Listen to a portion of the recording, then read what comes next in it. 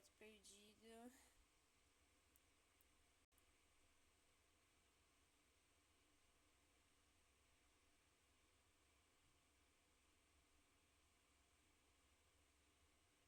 Ai, ai. Alô, alô, alô. Meu Deus do céu, que um leve chiadinho. Cara, pior que eu não sei como é que eu posso arrumar isso. Eu tô usando esse áudio aqui, esse áudio relay.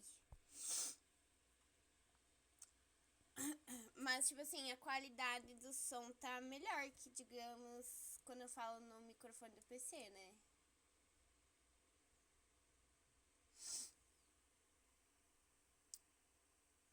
Ai, ai, qualidade do áudio. Pior que eu não posso escolher uma qualidade muito melhor, não. É tudo pago! É tudo pago, tem que pagar. Se tu quer alguma coisa, pague. Câmera de vídeo, móvel alternativo, áudio sem processamento. Deixa eu. Esse modo aqui. Áudio sem processamento. É o que está. E sim, não tem nada ainda. Ficou mais alto. Tudo. Ficou. Agora eu escolhi um processamento de áudio diferente aqui no aplicativo. Tem 3 pessoas aqui. Tem um fantasma. Ah, o Fei! É o Fei. Fei, tu não devia estar trabalhando? Bonito. Bem-vindo. Não vai ter nada de bom, mas enfim. Cara, eu preciso anunciar esse link dessa stream daqui a pouco, só que, meu Deus do céu.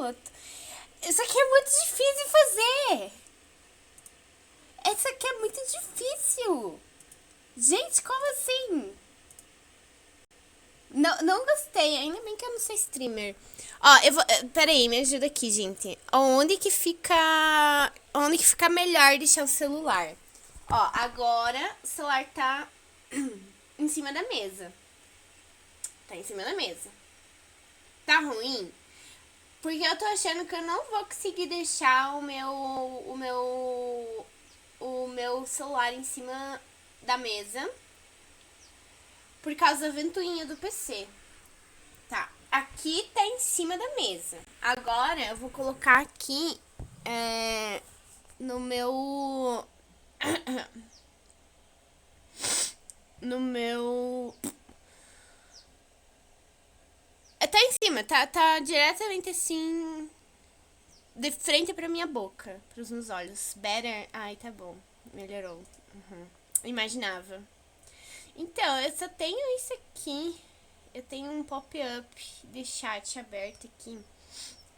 Eu gosto muito de usar ele. Só que assim, ele não tá funcionando.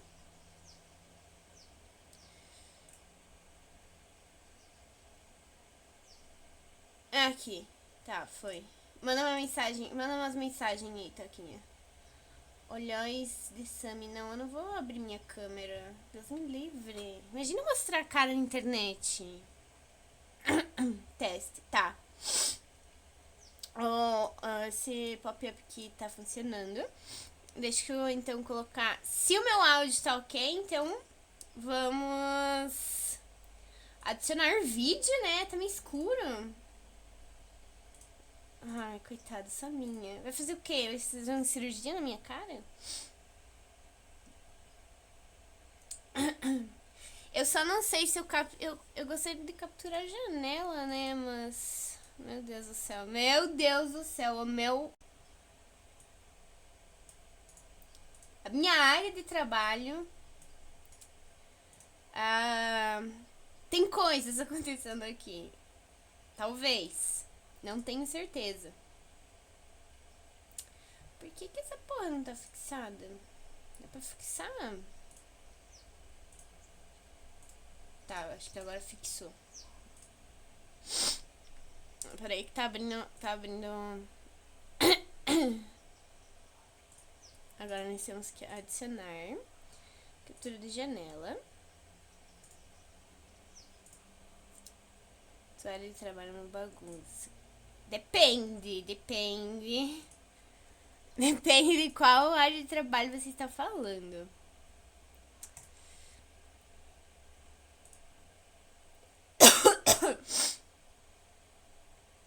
Capturar o cursor. Tá. Ok. É pra ter alguma coisa aqui. Ui! Temos vídeo. Ok. Deixa eu fazer um teste. Eu quero colocar isso aqui em modo apresentação, né? O problema é que eu não consigo ver direito. Deixa eu apertar o Alt Tab aqui. Se dá pra ver minha stream.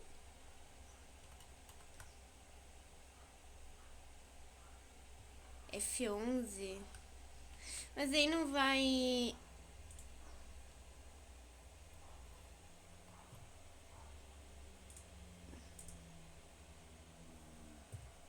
Não. Esse aqui é um aplicativo de slide. É um programa de slides, Toquinho. Esse aqui funciona no F5. Não deu apresentação em modo cheio? Ai, meu Deus. Tá em tela cheia agora ou ainda dá pra ver, tipo assim, o... Não tá em tela cheia. Que maravilha!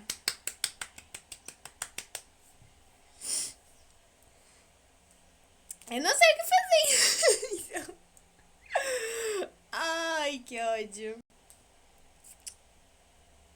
Vai ter que streamar a tela. Ai, que... Eca.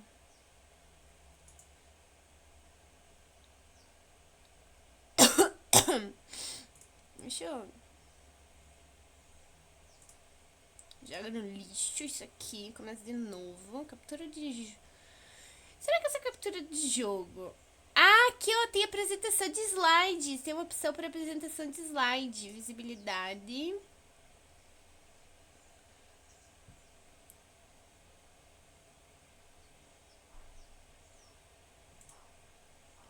Modo de apresentação.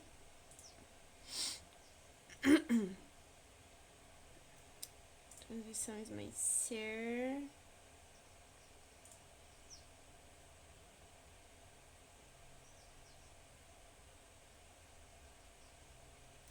OBS. Tamanho da tela, arquivos de imagem.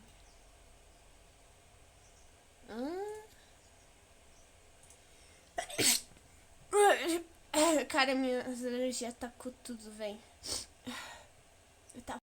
Tá foda, tá podre também. Mas imagens que... Ah, mas é pra fazer tipo uma apresentação de imagem de slide dentro do OBS. Eu tenho que, tipo assim, não é pra apresentar o negócio.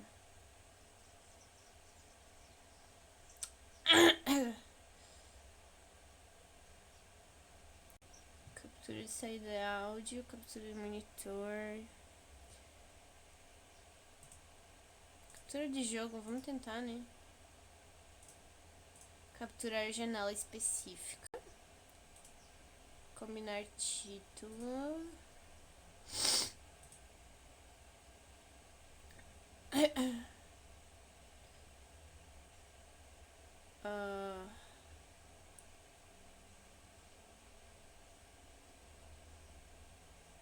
Normal. Ok.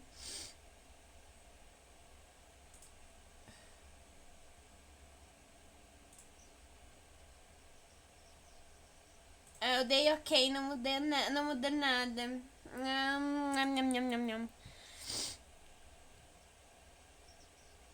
Que legal. Eu vou ficar maluca? Eu não queria capturar o monitor porque tá horrível isso aqui, essa hora de trabalho. Windows 10.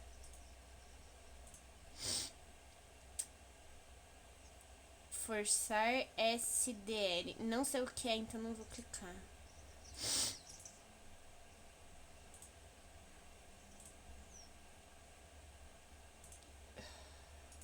que aparece aqui, ó. Propriedades. Forçar SDL.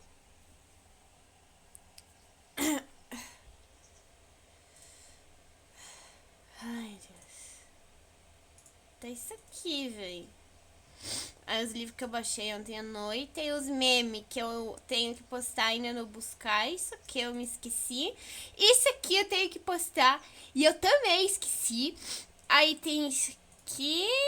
Isso aqui eu fiz ontem. Tira isso aqui daqui.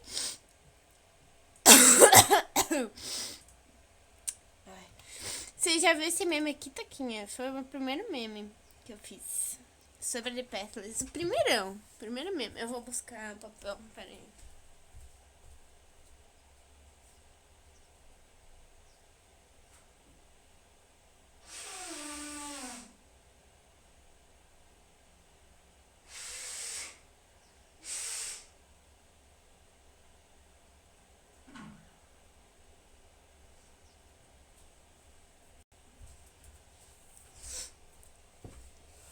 Bora!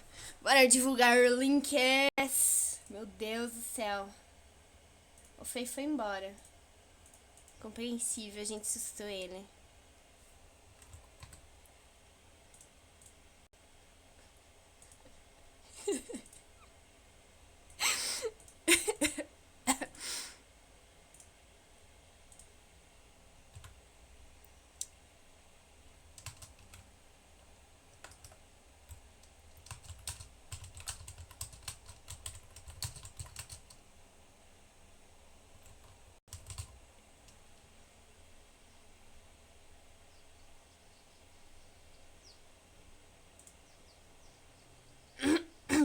Coitado, todo dia é isso. Ele gosta, tá? Ele gosta porque você não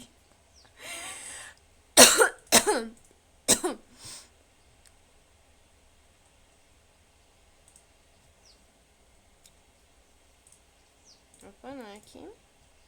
Ô, velho, minha mãe falou pra eu fazer. Posso censurar instruções? Não, não pode.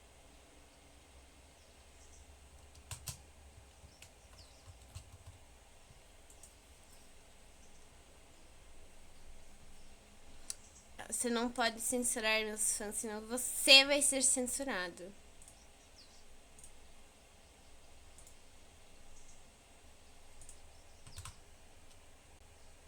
Meu Deus do céu, que negócio gigante.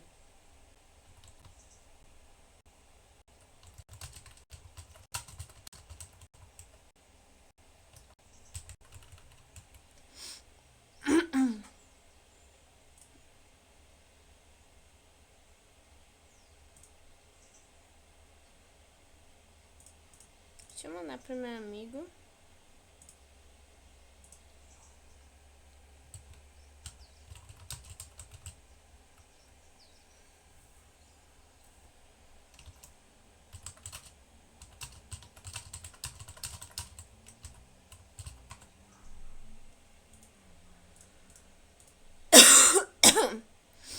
Três pessoas de novo, hein?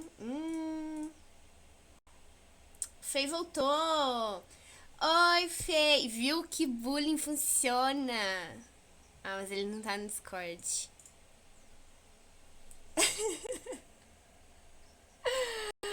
Ai, ai.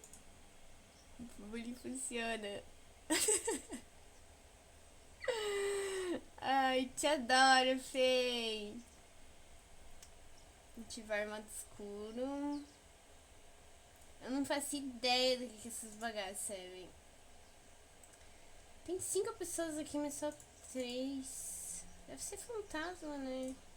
Eu acho.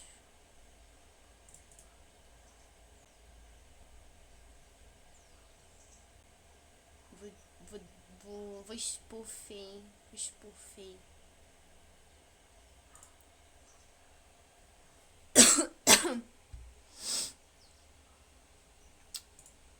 There are 5 people in here, but I only see 3. Manda oi pro fantasma, pessoal. A pessoa se encontra. Tá, pode ser também.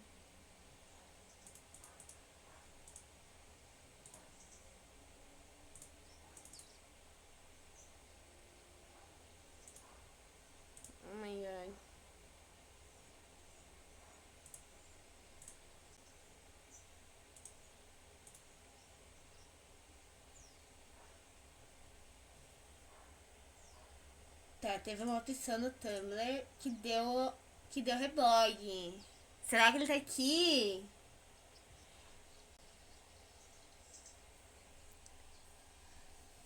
Eu não vejo! Será que ele tá aqui? Ó, agora eu caí pra 3 de novo. Era fantasma.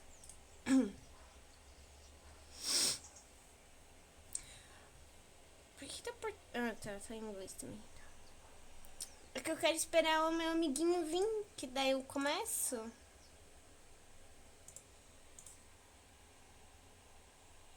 Eu devia ter mandado o link pra ele antes.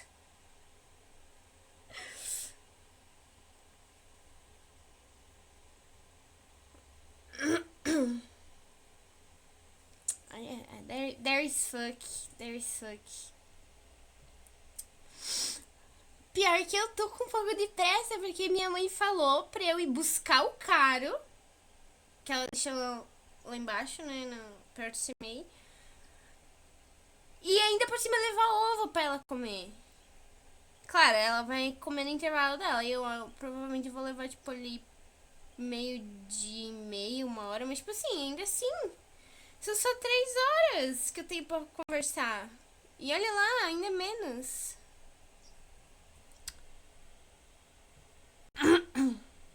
Esse povo me odeia. Só porque eu tirei o dia de hoje. Só porque... Ah, gente, o que vocês acharam da minha capa? Bonita, né?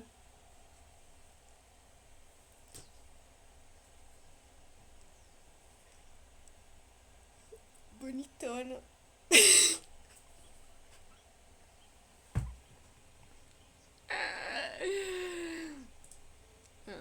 A melhor parte da apresentação inteira.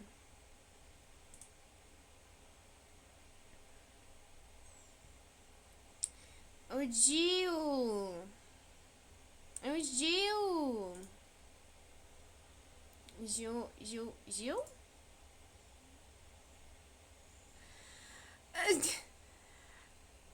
Eu vejo só 3! Só 3 aqui! Oh my god! Okay, he's here. He's here. We can start officially for my Portuguese Brazilian fans. Desculpa, but my friend we can only communicate with English, so we're going to speak English. Daddy Joe. It's a bit weird to say Daddy Joe. I think I will say only Joe. Fred Joe. So I said to you, the Joe.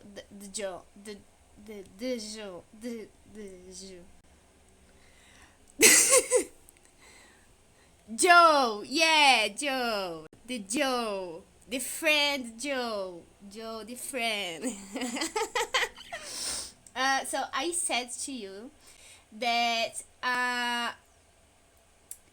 I would do it on YouTube. Yes,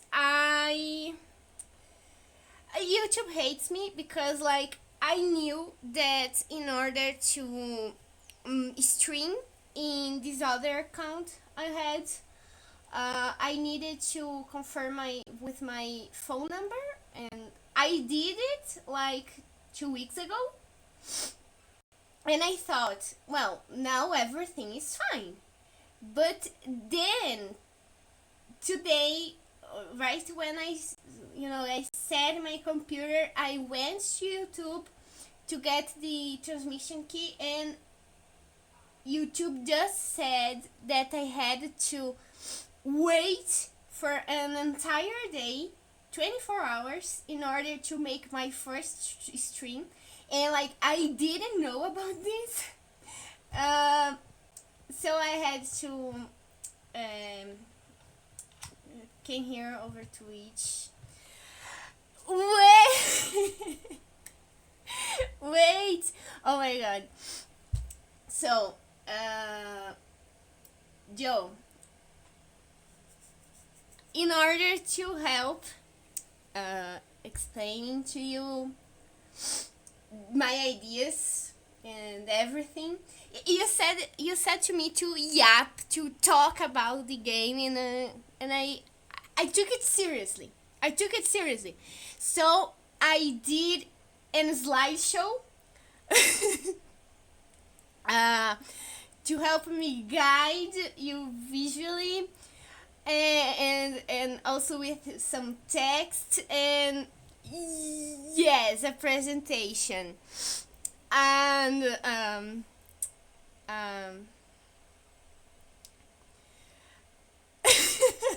no, no, you don't need to.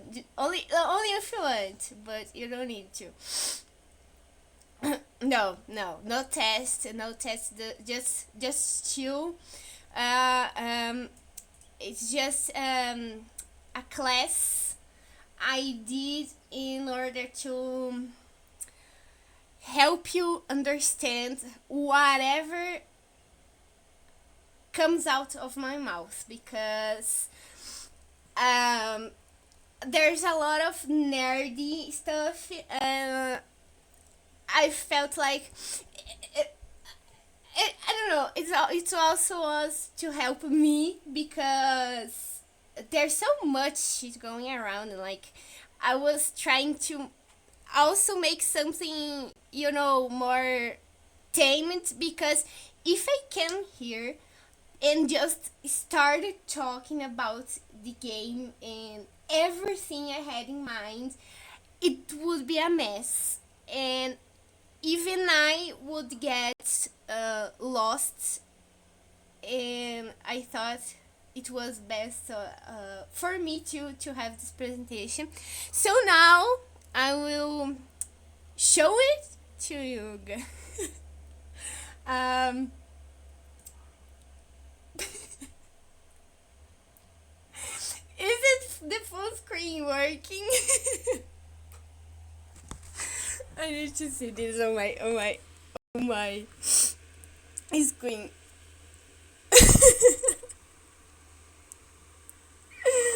Oh my god. Perfect, perfect. That's what I wanted. Full screen. My work in all its glory. Okay, yeah, it's working. Oh my god. Just for um, curiosity, I got excited about it, and maybe I stayed up until 3 a.m. in order to. Oh my god. Okay. Okay. We're happy here, yuppie. Um. So yeah, this is the first slide, and perhaps one of the most beautiful ones. You can see here that graphic design is my passion. Here, under the title, we have the autism creature that I think represents much of the energy and topics that will be discussed here. The autism. And okay, we have this creature here in the bottom. Hope he falls down the stairs. And here we have my boyfriend, of course. A big heart. I love. And on top here we have my boyfriend's bug. He's a bug. Not much else to say. He's a bug. A creature. A creature even. Yeah, the eagle likes this bug. Likes to make sounds. Wee, wee, wee, wee, wee, wee. like it a lot. Yes. Just a small little buggy. Perfect. A baby even. Okay. uh Maybe I will have to make some breaks because my allergy attacked this morning, and I don't know if it will continue to attack, but anyways, I'll say if I need to stop a bit. Okay, let's start. Okay. So friend, to start, because you had this curiosity, you didn't understand what it was all about. So I'm here to say that yes, uh, we have sixth sixth tall one. It's the shark one. He doesn't eat, or I don't know the pronouns actually, but it appears sometimes during the game. And just to make it all clear from the beginning, this Tawan, the shark Tawan, is based off the shark of Abju. That is the previous and first game title of Giant Squid Studio. Giant Squid Studio is the one that made the Pathless, and before that they did Abju. So the shark is here as like, it doesn't play any meaningful part in the Pathless narrative, but the statues, the shark itself is mentioned sometimes. So yeah, it's a cool Easter egg, and it shows us that Abju and the Pathless are somehow, in some level, related, like as some kind of in-universe relation. Of course, they doesn't share the same time, but nor space, I believe, but they are tied, related in some level, which is very interesting. And it makes me excited because Giant Squid is about to release a new game, Sword Art Sim, and I hope they continue this trend. And I'm genuinely hoping that they have something about the pathless in the game. And I mean, just for references, maybe Hunter references, I really like it. So just to number the shark appearances in the pathless, right in the beginning, in the room you get the eagle. When you first pet the eagle, there's a lot of statues around you. There's that tall tower, etc. And in this round room, there's the statues, the big statues of the tall ones. And this one, the shark one, stays to the side. Let's say that when you enter the room, the statue is like to the side of your eye. Like, it's there, but if you don't go after it, you don't really notice. But there's a statue, and it's just as big as the other ones, but this one has then it's beheaded for some reason, and the shark head is on the ground, and the other ones are like intact. Anyways, during the pathless, the shark is actually mentioned two other times. This one, the Stella here with the text. What is interesting about this text is that you cannot find it anymore in the game. I believe that if you have the physical copy of the game, you can still play and have this text and everything. But since it's not very common, uh, nowadays, if you go to the game, if you read this Stella right here from the screenshot, it will say that the text is too worn out and you can't read it. That's the text that says. This Stella is near the entrance of Nimue. Yeah, this Stella is near the entrance of Nimue Domain, the Grand Place, Great Plains.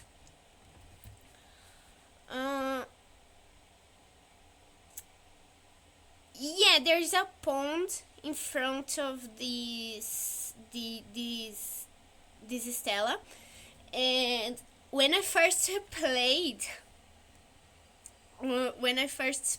it, I thought that I had to solve a puzzle in order to unlock the text.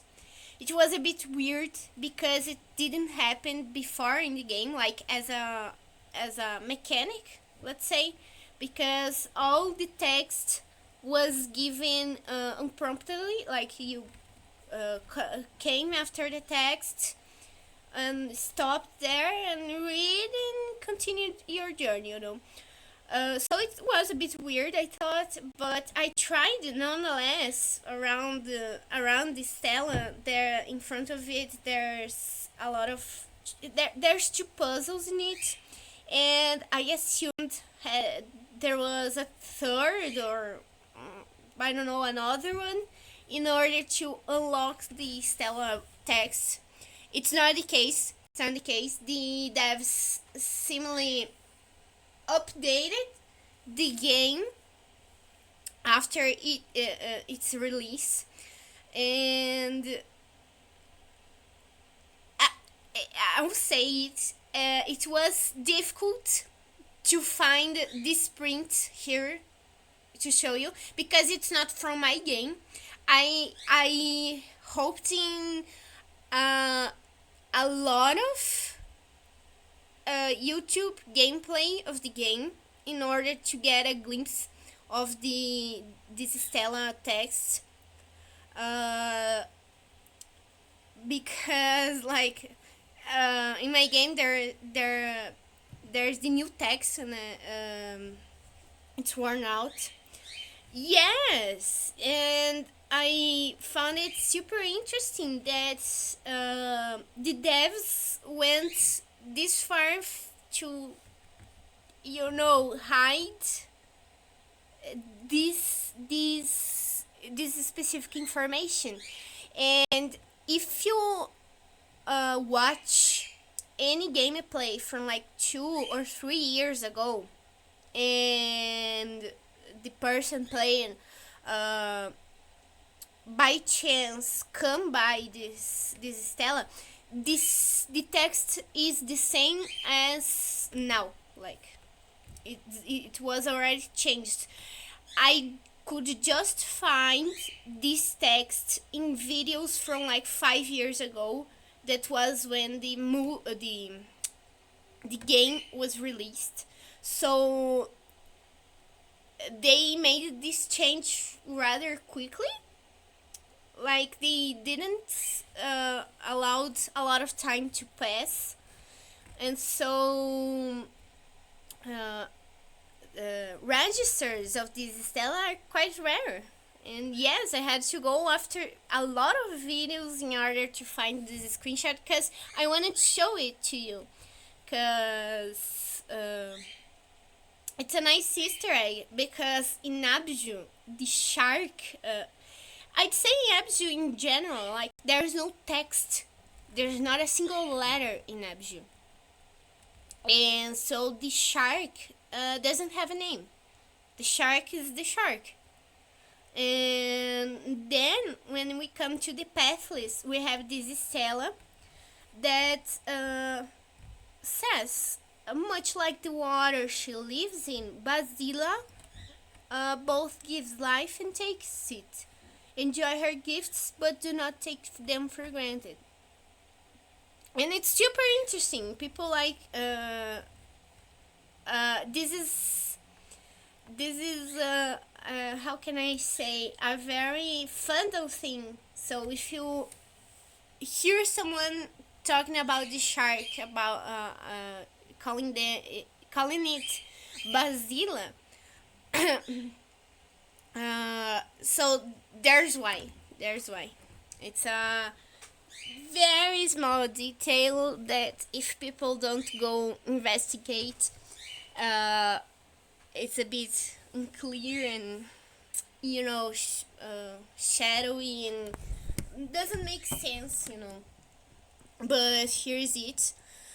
And for the last part, there's this third dimension to the shark, but I won't show it to you because I deem it's a spoiler, and I believe you didn't went after it, because in the pathless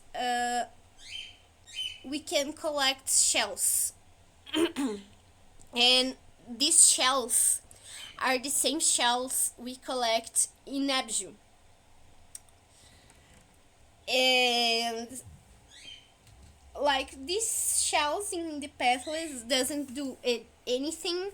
They doesn't bear achievements or narrative progression, but they unlock a small place in the game that is very interesting and a direct nod to Abju.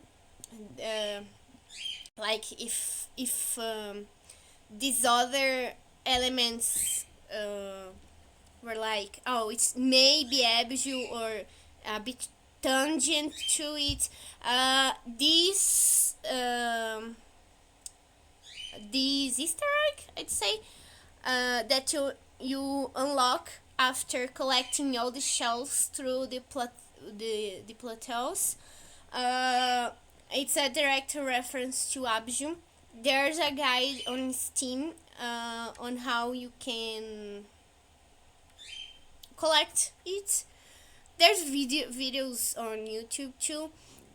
So yes, I recommend you to go after it and see the room that the shells unlock. Wait a minute, my parrot.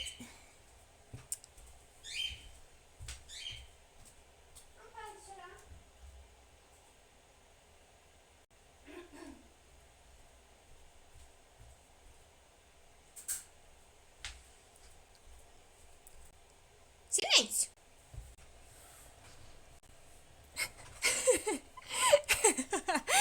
Yeah, he wants to participate.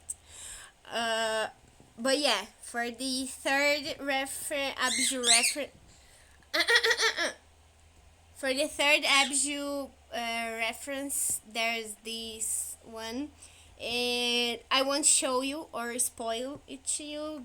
Just say that you can collect these shells, and anyways, the videos probably will show you the location.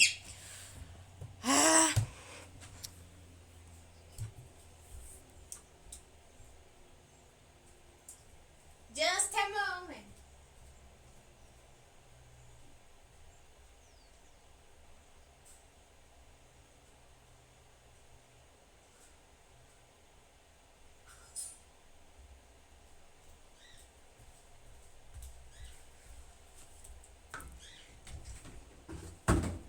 I don't recommend having kids because pets are annoying enough.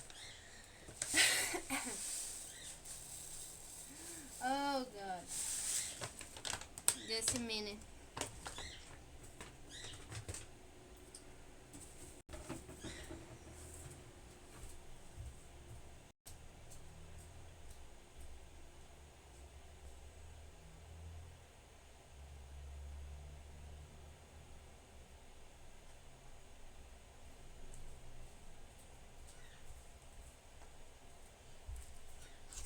So for my second one, uh, this is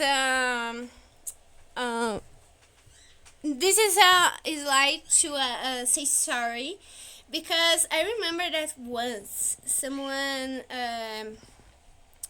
commented, replied to one of my posts on Tumblr. It was a post about how the pathless and Abju were related, and I said that because the devs, they have a YouTube channel, and in this YouTube channel they have two live streams where they play Abju. The devs are playing Abju, and they talk about the game, yes, and the production process. Yes, espalhando mentiras, spreading misinformation. And I remember that when I watched this stream, I was sure the devs were referring to the shark as he. But then yesterday I went to watch those streams again, and I'd say I hallucinated. I I don't know what happened. They referred to the shark as it a lot of the times, but I I don't remember to hear he. So I guess the shark is she. After all, it's a girly, or girls. Uh, okay. And I know what is funny, because this screenshot was my final answer. Was my final answer. But I believe none of you know how Tumblr works.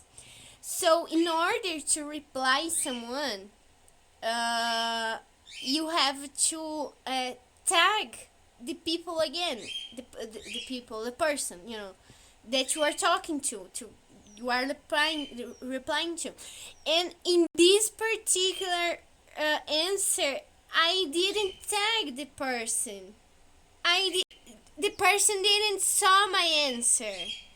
I am so fucking stupid.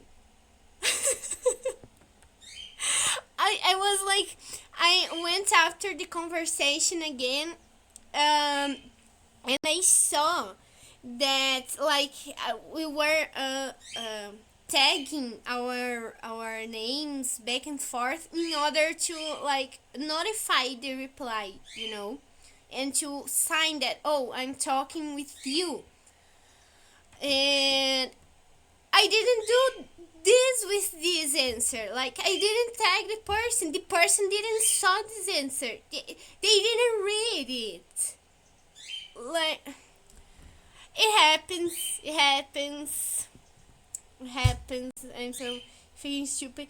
But it's interesting to note something that is one of my theories as to why the pathless, like, narratively talking about, oh my god, Ingo is here. Ingo is here too. Hello, Ingo. Good morning. Oh my god. Yes, today I'm streaming about, you might have read in the title, I'm yapping about the pathless. Because Daddy Joe, he played the game and finished it, and he was like, oh my god, I want to hear about you.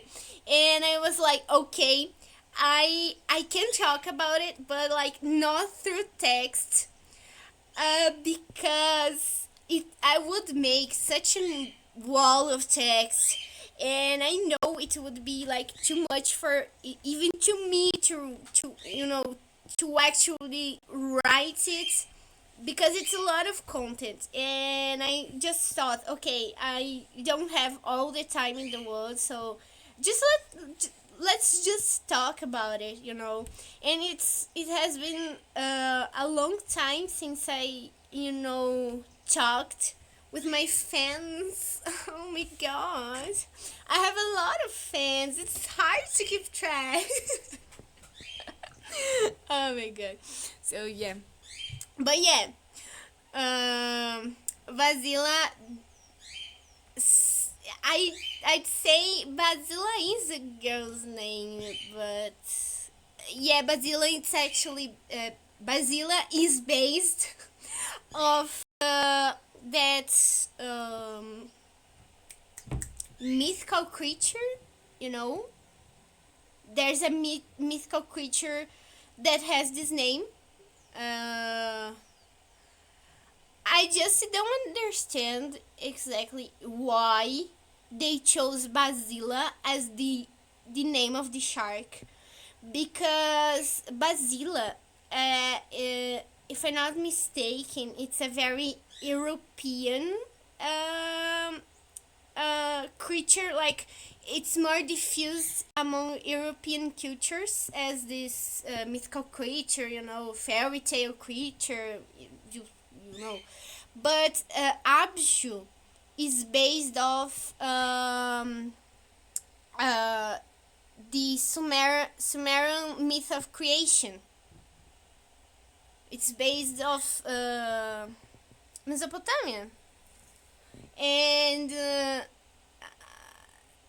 I don't know why they could have just I don't know, chosen another name.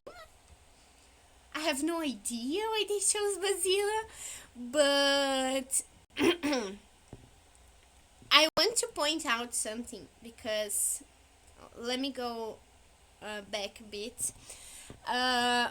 This Stella, uh,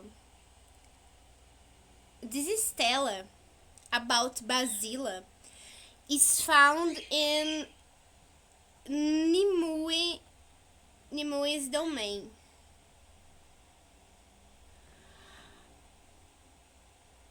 Basilea is the first queen of Atlantis. Oh my god, really? Okay, now this make a lot of sense. Um, okay, slight spoiler from Abju. During the game, we can recognize that the shark was worshipped by the underwater people. Yes, in Abju we also have an underwater civilization, as far we can see. So now that you say this, I didn't know about Basilea. Never heard of. When I went to Google to make the research, search a bit, just to read a bit, because I knew that we have the basilisk. Perhaps that's where I got. I may focus too much on the basilisk as these creature, because Nimue, Kumo, Sauro, Cernos, they are also based like mythical creatures, their names at least. So I thought, oh, must be from this. But now that you say about Basilea, Zilli, but I don't know how to read it, because Basilea, it would be like we read in Portuguese. Basile, if we would follow the Latin rules, Basile. But anyways, um, uh, makes a lot of sense. I didn't know about this first queen of Atlantis. I will have a look at it later. But it makes a lot of sense, because the shark then now is stated to be a she, a female, like a female energy, let's say. Um, and Basilea was the first queen. Makes a lot of sense. Makes a lot of sense. And actually, this helps my theory because this stela right here is found in Nimue's domain. But if you had played the game and read the texts, you will know that it's Nimue's domain. Uh, Water is Nimue's domain. Like, she rules over the water, you know. That's the whole her whole thing. And then there's this stela stating that Basila and her domain is water too. So we have this overlap, you know. Uh, which is one of my theories. It's a fun theory. Okay, nothing of this is uh, confirmed by the devs. It's totally speculative. Uh, what I believe is that Basila's people and Nimue's people lived together in same plateau. Like they were worshipped quite in the same way and by the same reasons. They were like different faces of the same coin, you know, thinking about in the plateaus, etc. But in a moment in history that is not documented anymore, because we can see that the Basila mansions were destroyed or whipped or buried. You know, they were on they were erased on purpose, quite literally, because the devs, they took out this text from the game. So I have this theory that at some point in time, Basila the shark and Nimue the serpent, they had some kind of breakup, a very bad breakup. Remember, Basila, Nimue, Cerno, Sauro, Kumo, they are all children of the mother eagle. They are siblings. And if there's one thing that siblings love to do, is to argue and fight and be assholes to each other. So it happened that, I don't know, Nimue and Basila, probably Nimue didn't like that she was like sharing the spot. She didn't like to share the spot with Basila the shark, and she was like, it's me or nothing, you know. And then maybe things escalated or not, we don't know. Probably they did, you know. And it happened that the shark Basila had to remove herself from the lands, the upper lands. And then she made her domain the underwater, you know. Why this makes sense? Because as I was saying to Daddy Joe, there's this third appearance of the shark in the Pathless, that is this room, that is a directly reference to Abju.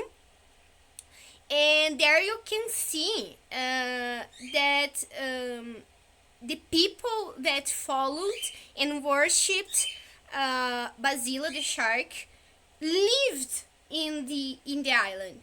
They lived. There are some traces of their presence there. Not a lot, a few, but there is. They were there, and like something happened that they just left. They left.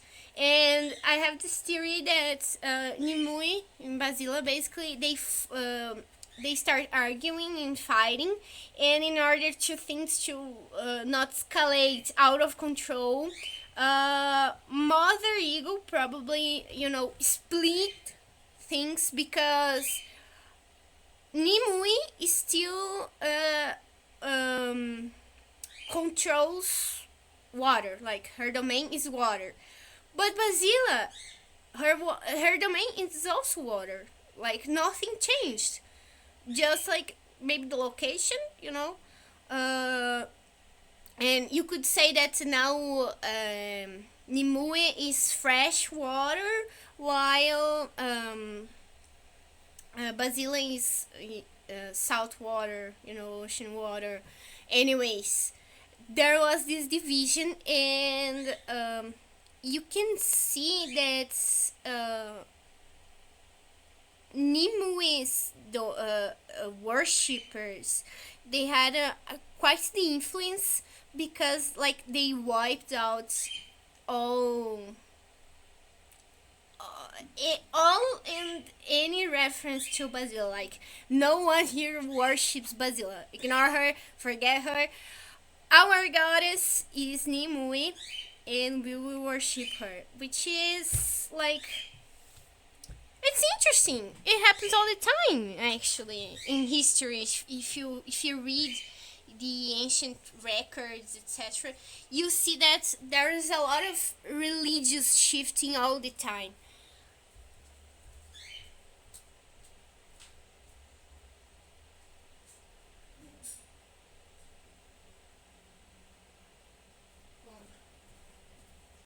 Uh, yes, and yes, I also can confirm that siblings love to fight for any and whatever reason.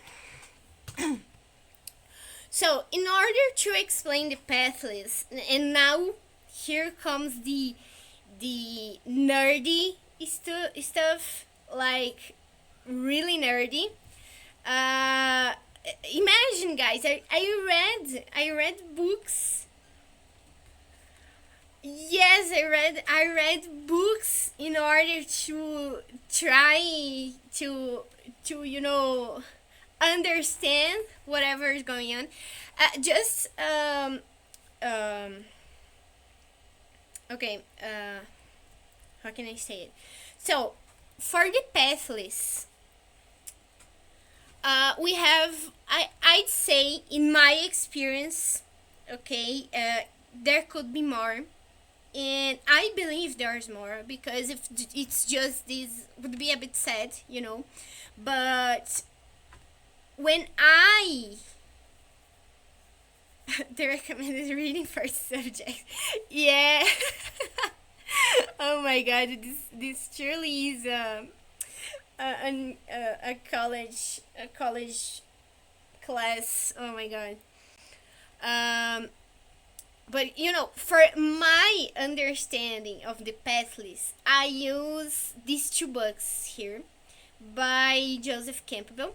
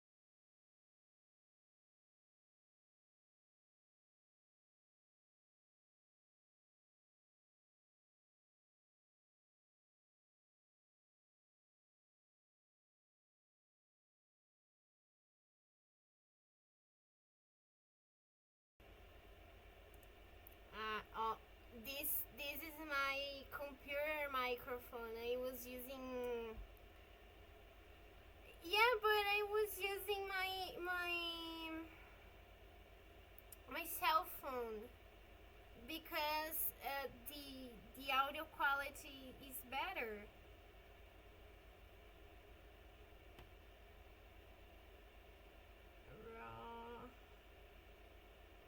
But like I don't know what happened because here in the app it shows that there was a spike in latency, but then it came down back to normal. But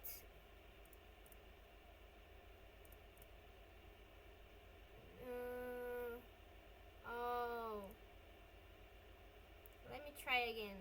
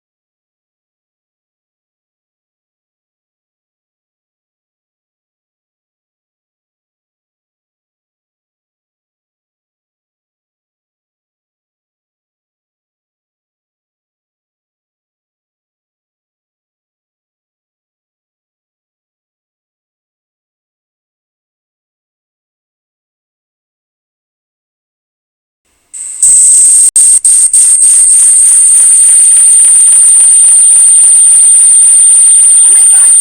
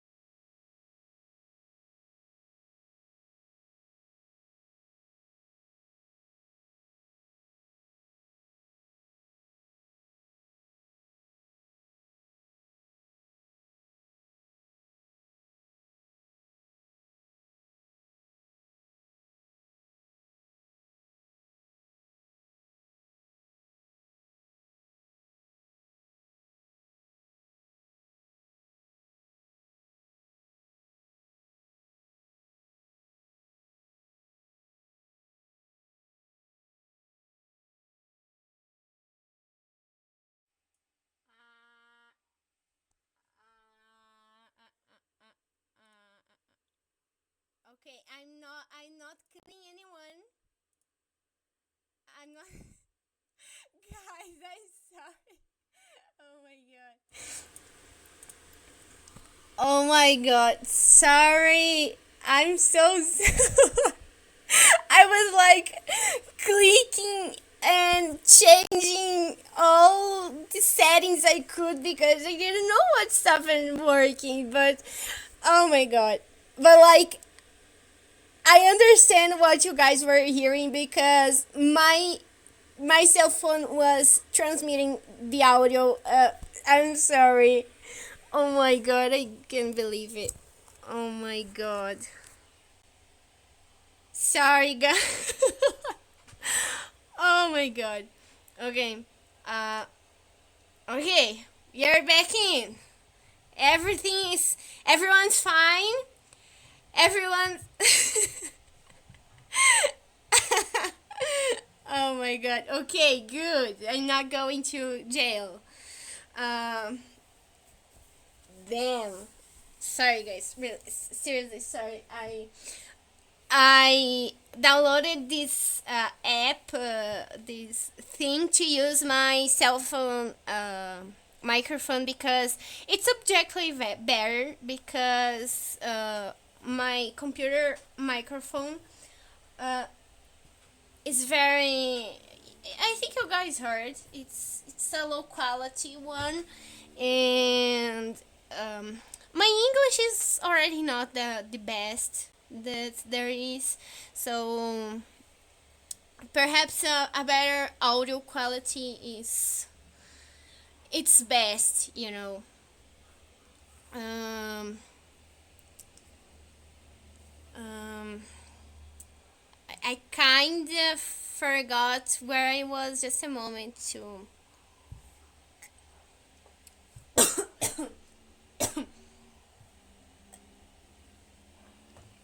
Um, so the way I understand the pathless is through these two books, and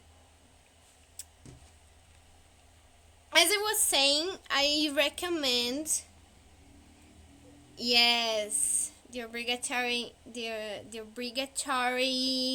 readings for the course. Read these two books.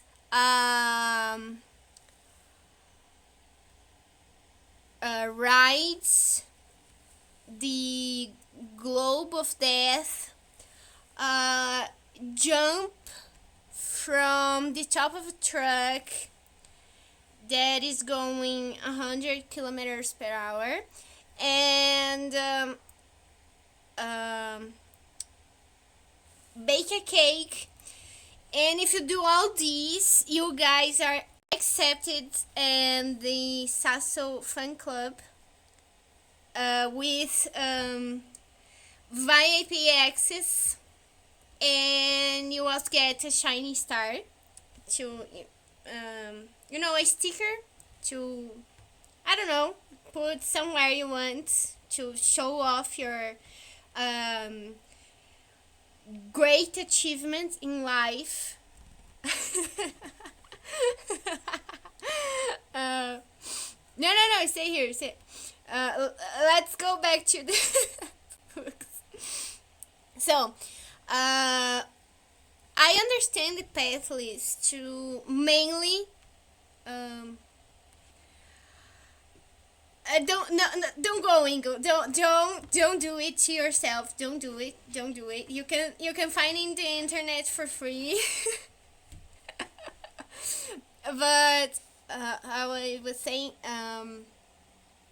to understand the pathless, I use mainly these two books, and these books are very important, I'd say, to understand not only the pathless, but also giant squid games. Um, Talking about a bit author intent. Yeah, yeah, but like it's 10k pesos for both books or one book, because I think it's I believe it's one for one book. Yeah, yeah. Um, and talking about a bit author intent, because I think it's very important. In generally speaking, Matt Nava, which is the current creative director of Giant Squid. Giant Squid, just to remember you guys, it's an indie game studio, so they are quite small, quite small team, and I believe Masnava had some very important interactions and inspiration from Joseph Campbell, especially The Hero with a Thousand Faces. Matt Nava worked in in his second or first game. I don't remember exactly, and it was basically just a giant retelling of The Hero with a Thousand Faces. Basically, it was that. So it's an entire game about this book, basically. Uh, I will talk about a bit more about this later, but so just to understand to a bit my relation with these books, they are a bit funny because these two books are like super important. Uh, Maybe even to understand me. Uh, the Hero with a Thousand Faces is perhaps the Joseph Campbell most famous book. From this book, uh, a narrative structure known as the monomyth became yes became very popular. Uh,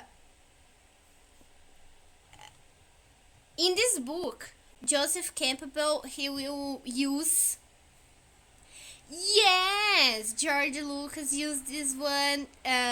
You can see actually the this narrative structure everywhere nowadays, like everywhere, because it's a very basic one. And the one who made, like, before Joseph Campbell, we already had discussions about this concept, but it was more on the academic side.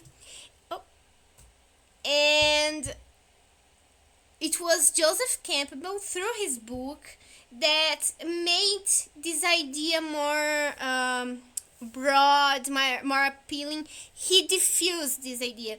It was with Joseph Campbell that the monomyth as a narrative structure uh, became something widespread. And I will say something about it because, like, yes, the hero's journey, the journey of the hero, as a narrative structure is very interesting. It's very nice. It has a broad appealing. It has its merits, but when I read this book, uh, I don't know, like, everything is watered down to the narrative structure. It's about these steps the protagonist must follow, etc., etc. But reading the book, there's so much more there. There's so much more there. Uh, it's almost an entire life philosophy. Like, seriously.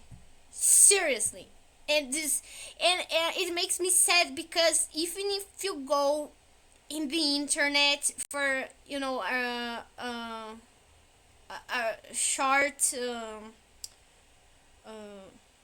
resume, I don't know, every single one of them fail to uh, understand this part because Joseph Campbell, he will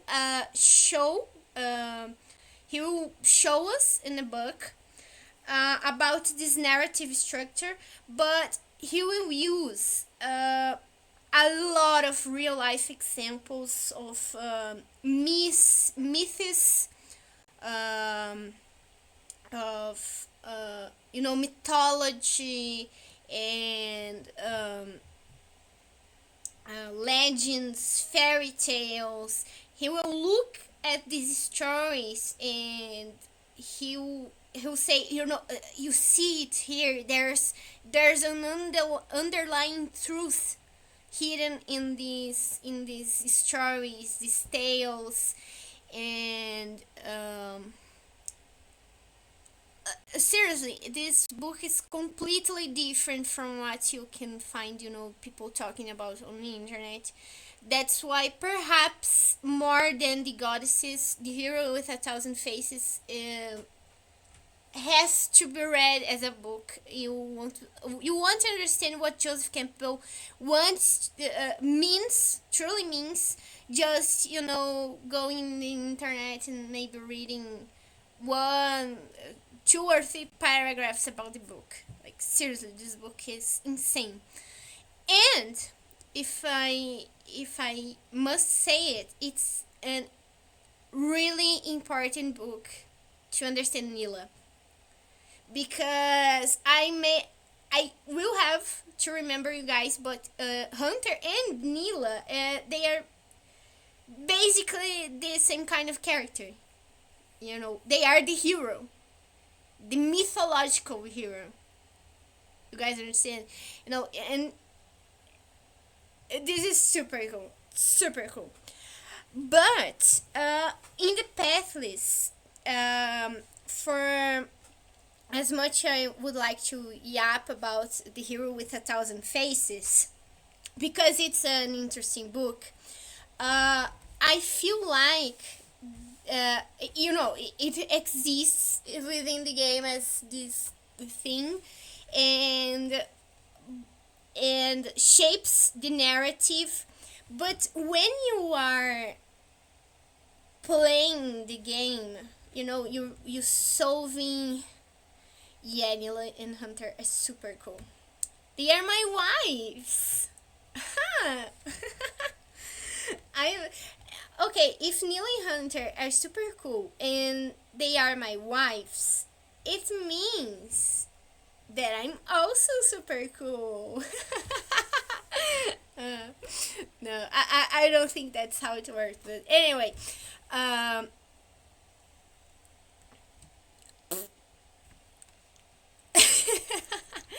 uh, uh, okay, when you are playing the pathless, you are like doing the puzzles, reading the text. It's all in the environment. It's all for world building. So as much as I wanted to, super talk about the hero with a thousand faces, I believe since this one is used more as uh, for narrative purposes, like because Hunter follows the stages of the journey, and I'll have to say the hero with a thousand faces and goddesses have some overlapping themes, of course, but in general, the the hero with a thousand faces is more like I we are using the narrative structure here, and yes, there's some underlying themes about it, but I believe that goddesses, I don't know how to say it, but I believe goddesses explain more about the pathless than the hero with a thousand faces. And since there's a lot of people already talking about the hero with a thousand faces, I thought, go after this other Joseph Campbell book that probably no one heard of. And I just want to point it out because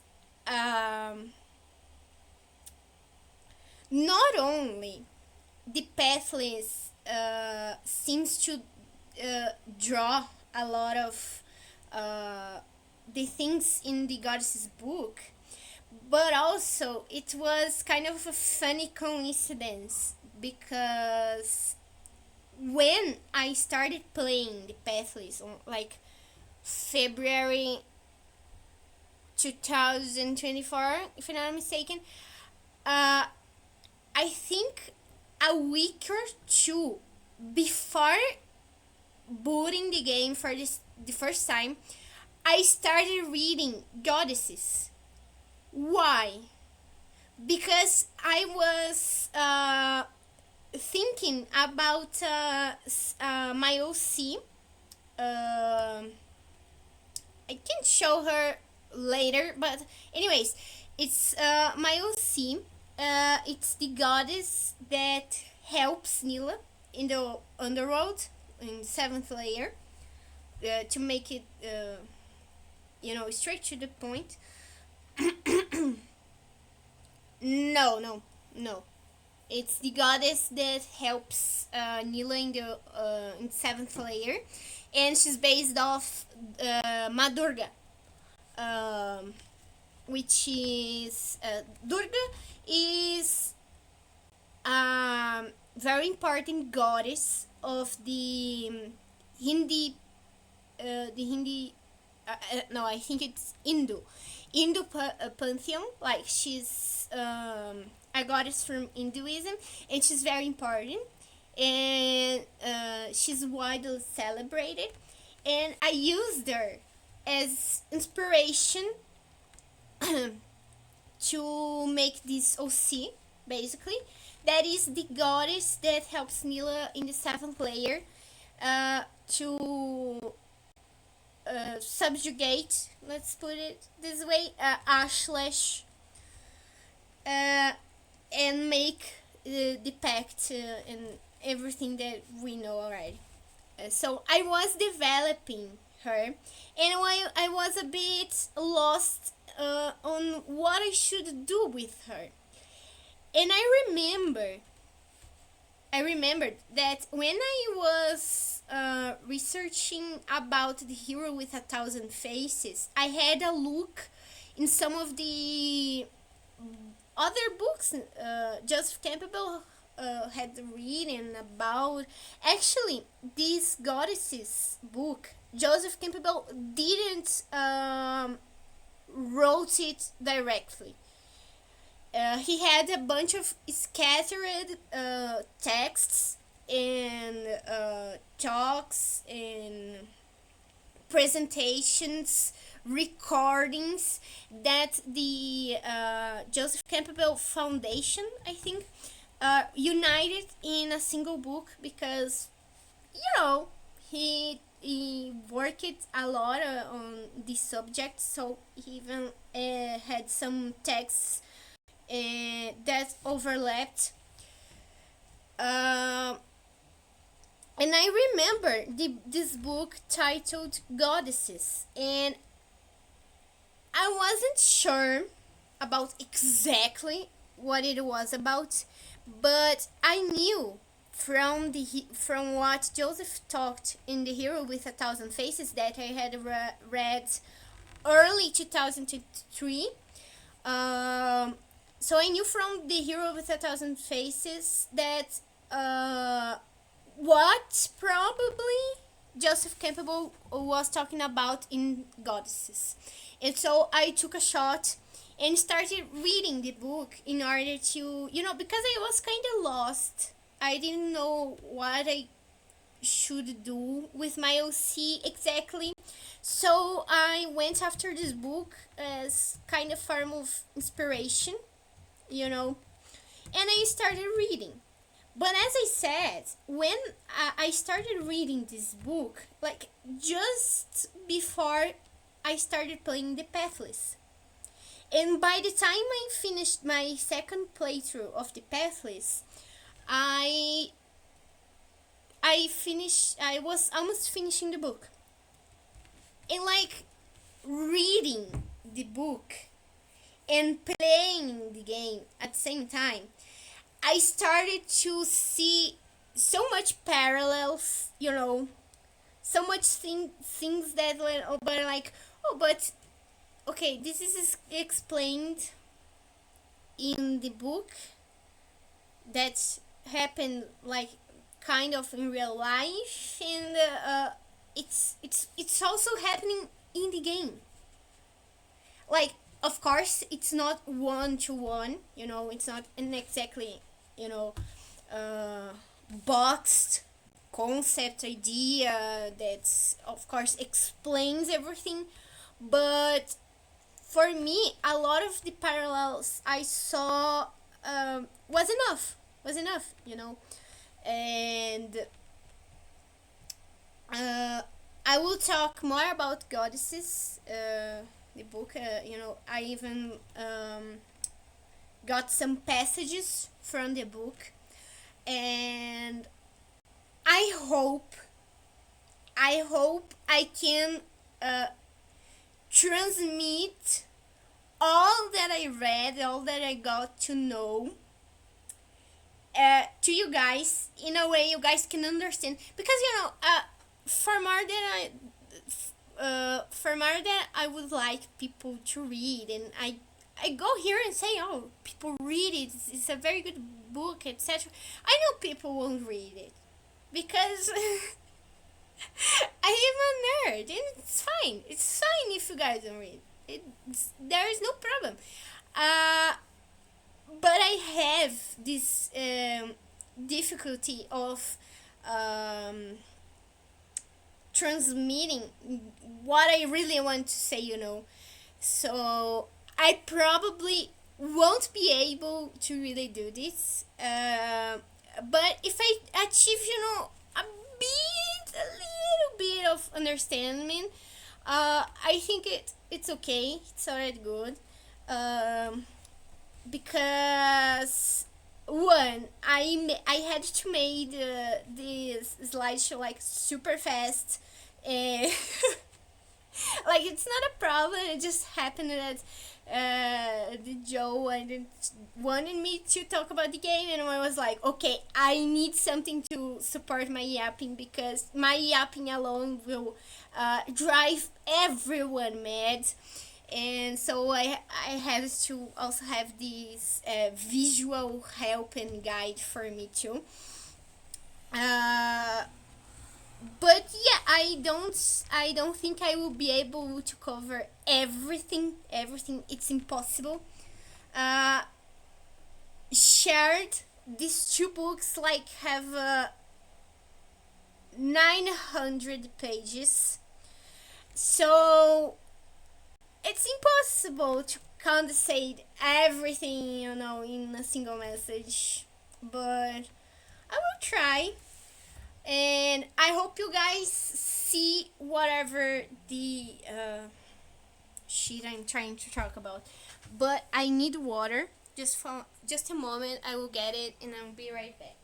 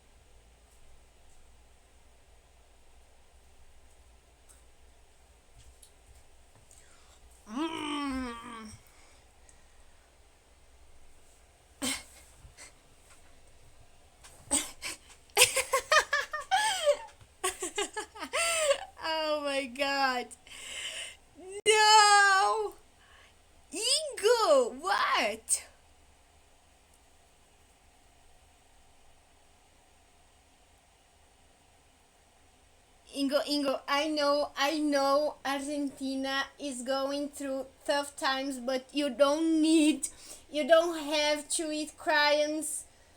Don't eat the chalk. Don't eat. No! You are dead. You are dead, Ingo. I'm sorry to say this. No one can save you from the chalk. The chalk. Chalk. No one can save you anymore, Ingo.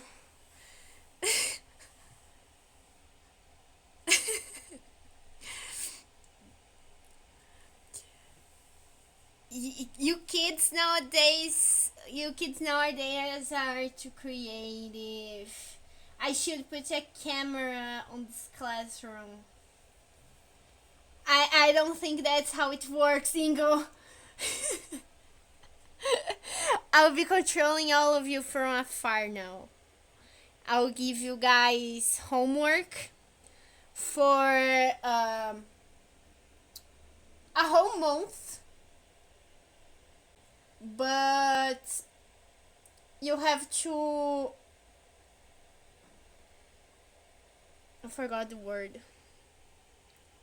Yes, you guys will have homework worth of 1 month, but you guys will have to get it read for like in assign it to me in 1 week. You guys will have to work and work fast, you know. I want this homework done by the weekend. You're spoiled children. They don't do children like they used to do, you know. The education in this country is trash. Ah.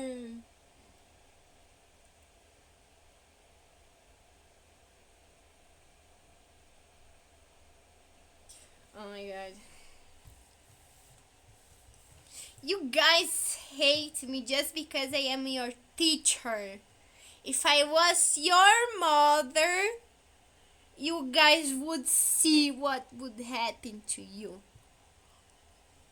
Unfortunately, I'm just your teacher.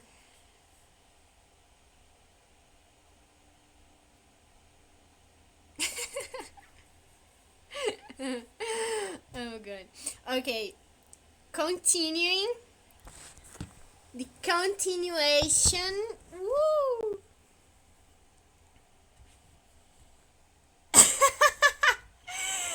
No! Ordem no tribunal! Ordem!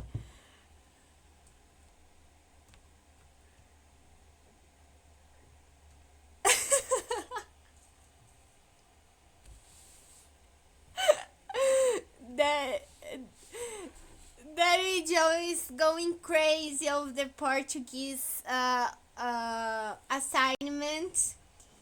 He's really trying his best. And he's good that he's doing it because it's due to the weekend. Do it! Just do it! Do it! I want it ready, right in my desk. Yes, ordem e progresso.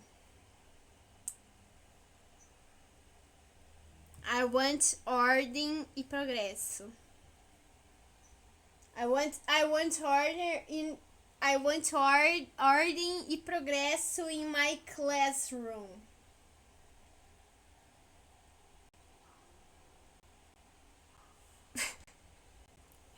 Oh my god. Okay, I'll keep going now.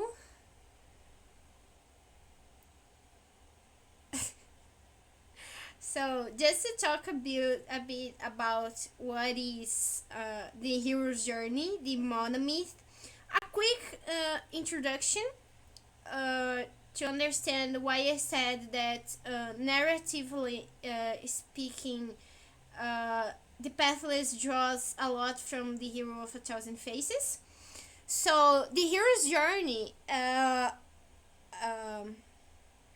as it's widely known, it's for this paragraph from the book that says a hero ventures forth from the world of common day into a region of supernatural wonder. Fabulous forces are there encountered, and a decisive victory is won. The hero comes back from this mysterious adventure with the power to bestow boons on his fellow men. Uh, so yeah, that's the general picture of the hero's journey, and it's usually what people quote when they are talking about it. Uh, as I said, the hero's the monomyth uh, got famous for its narrative structure, like as if it was a useful tool. But when reading the book, there's so much more that Joseph brings to the table. He makes a lot of philosophical, I'd say, um, discussions and points. He talks about, like, he's basically talking about the meaning of life, I'd say, in the book. But it's not something you see uh, in the portraits of the journey of the hero. I'd say that the only one that does this is the game Journey. That is also a game that Matt Nava, I will recall you, uh, creative director of Giant Squid, the one that developed the Pathless. He also worked on this game, and like Journey is about the journey of the hero, basically, in a broad sense of what of the topic, you know. Uh, but the Pathless, while it also has a bit of it, of this, about this, uh, the meaning of life, uh, I think in general the Pathless touches more on a more religious aspect. If you guys play the game, you will notice it's all about religion or your beliefs. And the Pathless certainly has this. Oh, we are trying to talk about the meaning of life, yada yada, but it's toned down in comparison, for example, to Journey. You know, the Pathless is worried with other topics. I say he gives more importance to other topics. And as I said before, if you guys want to really understand what the monomyth or the journey of the hero is about, I recommend to read the book, because nothing that I have read in the internet about this book, The Hero of a Thousand Faces, scratches the surface of what really is in the book. Okay. So the Pathless is a bit of an interesting creation from Giant Squid, because uh, it's a junction of the journey of the hero, narratively speaking, and the myth of creation. That is an idea they also explored in Abju, because as I said, Abju, the game they did, is based off the Sumerian myth of creation. Uh, the Sumerian myth of creation is like there was Abju and Tiamat, and they had some kids, and their kids had some kids, and their grandkids wanted their sheets. Like, they didn't want to. Fuck, I just made the connection of why it's called the pathless. Well, it's a pathless land. I well, it's in the ending. Oh my god. There's no problem. There's no problem. It happens. It happens with my best students, you know. It sometimes happens. There's no problem. But going back, this Sumerian myth of creations, like we have Abju and Tiamat, and they had kids, and their kids had kids, and their grandkids were like, we want our own shit, you know. We don't want our grandparents to tell us what to do anymore. Basically, um, they were a bit egoistic, selfish.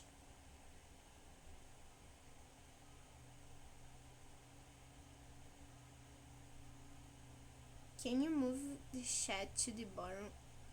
Oh, okay. Oh my. Oh, right. I'm streaming my. Oh, okay. Now I am stupid because I thought you guys weren't seeing the. Oh my god. Okay. Oh my god. A moment.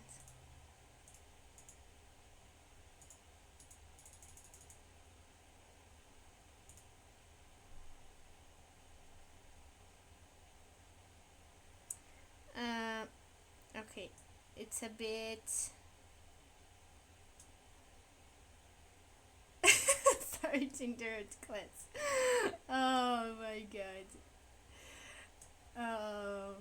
I love you guys as my students. You guys are such nice students, you know. I'll give you guys a shiny star later on. Why it's here now? Oh god.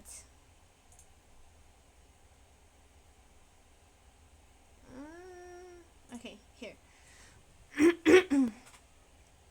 Yes, you can, my Nico. Oh my god. Okay. and the and then their grandkids, the Tiamat and Abju grandkids, they were like a bit selfish, and like they wanted the world for them, and but the only way for them to have the world, the universe for them, was if they subjugated Tiamat and Abju. But that was a problem because they were like the foundation of everything, you know. And then one day, Marduk rises among the other gods and challenges Tiamat, and he kills Tiamat, and from her body, he molds the world, basically. This is the Sumerian myth of creation, and they worked with this myth of creation for Abju, and in the pathless, they did their own thing. And here comes the text. When the Eagle Mother first arrived in this world, there was only the water. As she searched for a place to rest, a branch stretched out from beneath the endless sea. There she perched, and the land rose up to meet her. This is how the first island was born. And then there's the other Stella talking about Mother Eagle's eggs and its children. Basically, this is the in-game myth of creation. It's the same idea, you know, this myth of the original world and how everything came to be. We have in the Bible we have Genesis. I don't know. I don't know about other religions now. But anyways, I think you guys got the idea. Uh, the interesting thing about the Pathless is that they did their own thing. It's like it's a totally original story. You know, I felt a bit that the devs were like writing fanfic. I got a bit of this because it's not something they did before. The Pathless is, I'd say, a novelty for them in this part because they never really thought about world building before. Not at least in the level of the Pathless. They, of course, they did a world building with Abju, but it was broad, very open, shady, I'd say, because since Abju there's no text, there's not really of directly explanation to how the world is the way it is, you know, yada yada. It's purely visuals, and they tell a bit of the story visually, but of course, text helps a lot when you are trying to like explain things directly to the player, and text is also another thing that is quite a novelty for Giant Squid and I'd say Matt Nava because Journey doesn't have text besides the menu text. Abju doesn't have text beside the text in the menu, like open, close the game, options.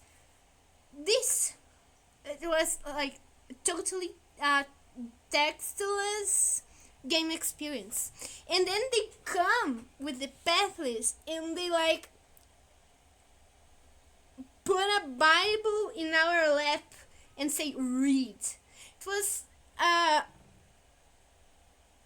different for them, and overall I'd say it was an okay implementation, but as I said, there are some things that it's hard to convey only with visuals, and text is also easier to do, you know, let's say, than an entire mural with you know, intricate and unique drawings to put inside the game.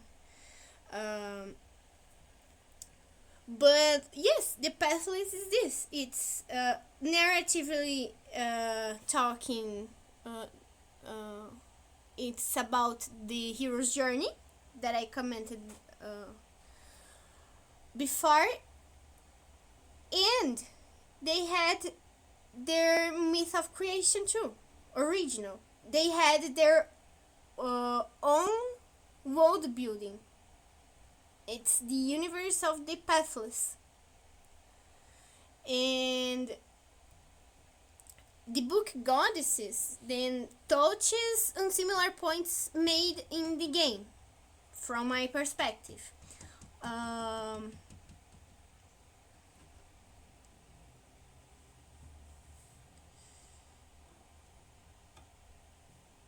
yeah. Oh my god. No, but like the of course the pathless has a lot of text and everything to give a more direct explanation, and overall, it's also give a sense of discovery, like, oh, this is what happened here. Like, the devs, they really wanted us to see what happened in the island before our arrival. It was also something they wanted to the players. They wanted it to be part of the experience. Yes, everyone is dead. Someone killed everyone with something, but I want to point out culprits. Not that anyone needs to not that anyone needs me to point, because he's like right beside us. But anyways, uh,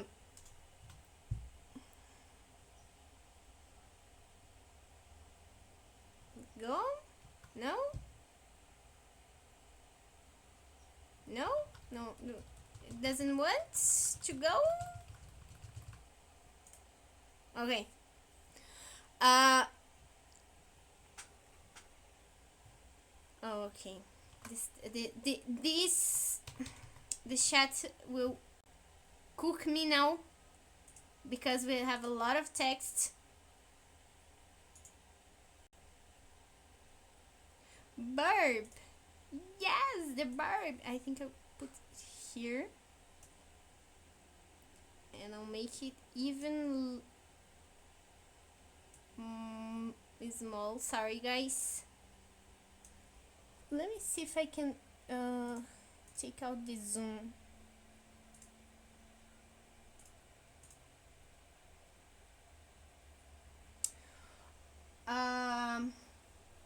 As far as I am aware, because like the tall ones are like all over the place with their design.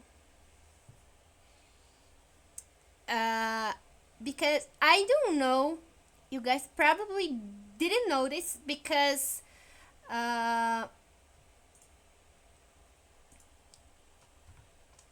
you guys probably didn't notice. Oh god. Okay. Thank you. Oh god. You guys didn't notice because it's not shown in the spirits and it's not shown in the statues, but the bodies of the Tawans have a third eye. You guys didn't notice it because it's nowhere else in the game. But the giant skeleton that you unlocks by getting all the light sigils and bringing back to them, they will reveal that giant skeleton, and that skeleton has a third eye. But it's anywhere else in the game. It's not in their spirits form. It's not in the statues for some reason. I really think it should be in statues, but it's not. Anyway, the whole I don't know exactly why there is there. Probably, I believe it's to differentiate spirit form from elevated spirit form from the rest.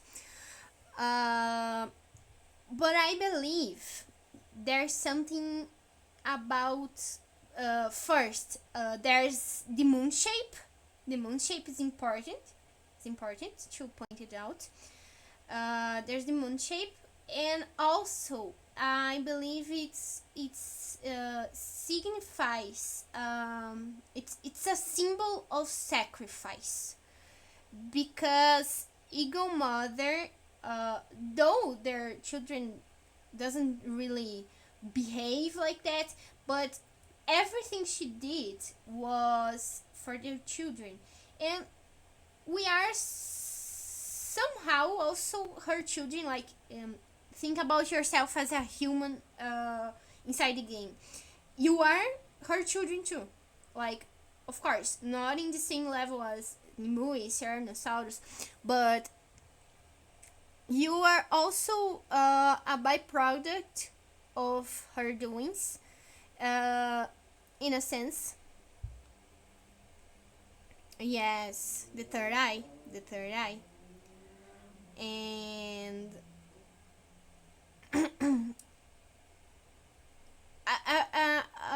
you reminded me of something, but I have a slide for it. I'll talk about it later.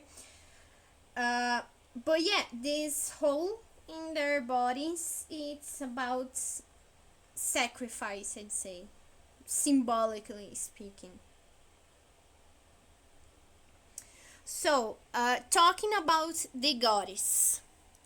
In the book, Goddesses, uh, Joseph Campbell, he'll talk about the old followings, cults, religions of the old people, and by old people I mean before Romans, before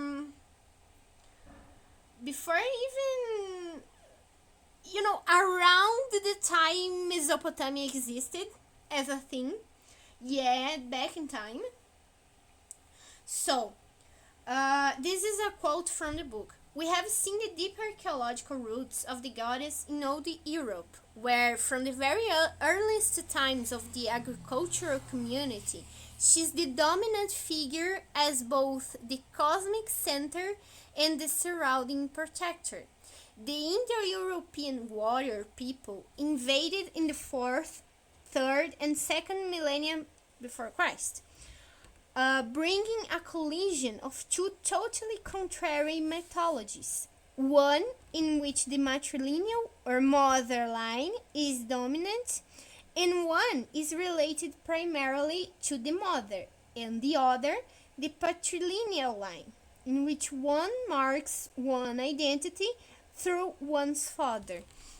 So, I like this quote because it also foreshadows what I'm gonna talk about.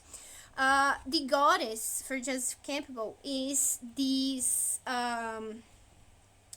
underlying figure uh, that many cultures across the world, especially in early times, when when we were like gather hunter humans, and when we started cultivating agriculture in these communities, when civilizations were starting to form, even before that, uh, uh, the the mythological, the religious figures were women, because it was women that brought a life forth. Like, it was them, the women, that poured life into the world, and it was like a mystical process, to say it.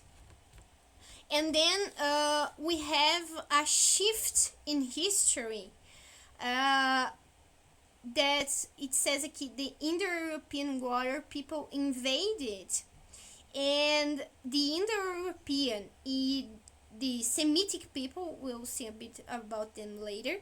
The Semitic people, they were like herders, they were nomads, they didn't had an agriculture center, and in these groups we had the patrilineal line. They worshipped gods, not goddesses. And in agricultural centers, where it's had this nourishing of life, more sedentary life, etc., you had the women, the female, in the central part of celebrations, worships, um, uh, and so when these two people came in contact, uh, it was quite violent, to say a bit. The Indo-European weren't that violent as the Semitic people.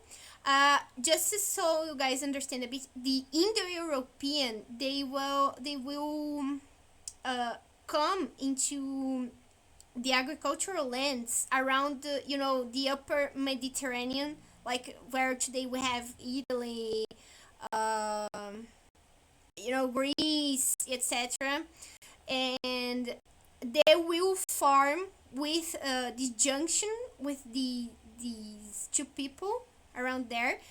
We'll have like the later on we have the Romans and from these more and more different people, and the Semitic people, they are like around the Middle East, and they come uh,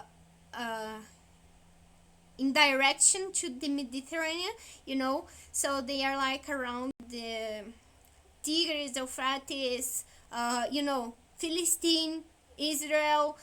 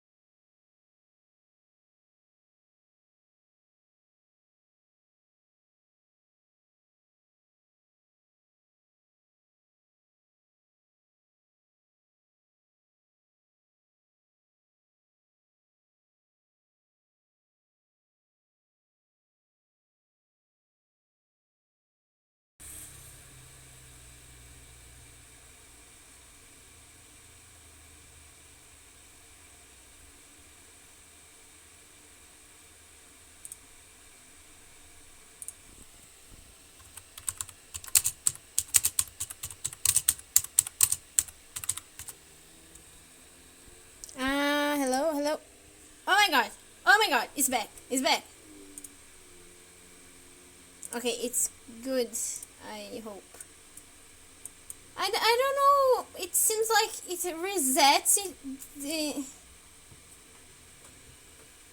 it resets itself. It's getting a bit annoying. I won't gonna lie. It says like no connections. It says like, no connections. But I'm talking. You guys are hearing. Anyways, okay, back to it. And the Semitic people would then be the people that cultivated the Abrahamic religions like Judaism, Islamism, Islamism, Islamism, uh, uh, and Christianism. Um, Basically this. And it's really interesting because in the book he talks about how these Abrahamic religions, they totally killed the goddess as a concept, totally rejected the goddess. And when the Christians decided to start venerate uh, Holy Mary because she's a woman. What the fuck? We don't do this here. The other there's the Hebrews that were like, what the fuck? No. And then Christians was like, no, we don't worship Holy Mary, okay? It's different. We venerate her. Okay, it's a bit different. She's an intermediary. Okay, we talk to her, so she talks with God. It's not the same thing. Okay, and it's really interesting because when you think about Christianity, Islamism, Judaism, you think about God as you imagine in your head a male person. It's a male God. And that's what happened when the Semitic people came and started, mixing with these agriculture centers that worshipped the goddess. And the goddess, let's put it this way. In a book, Joseph, he brings a lot of arguments saying the goddess, it's only one, because the goddess is everything. The goddess is the nature, but I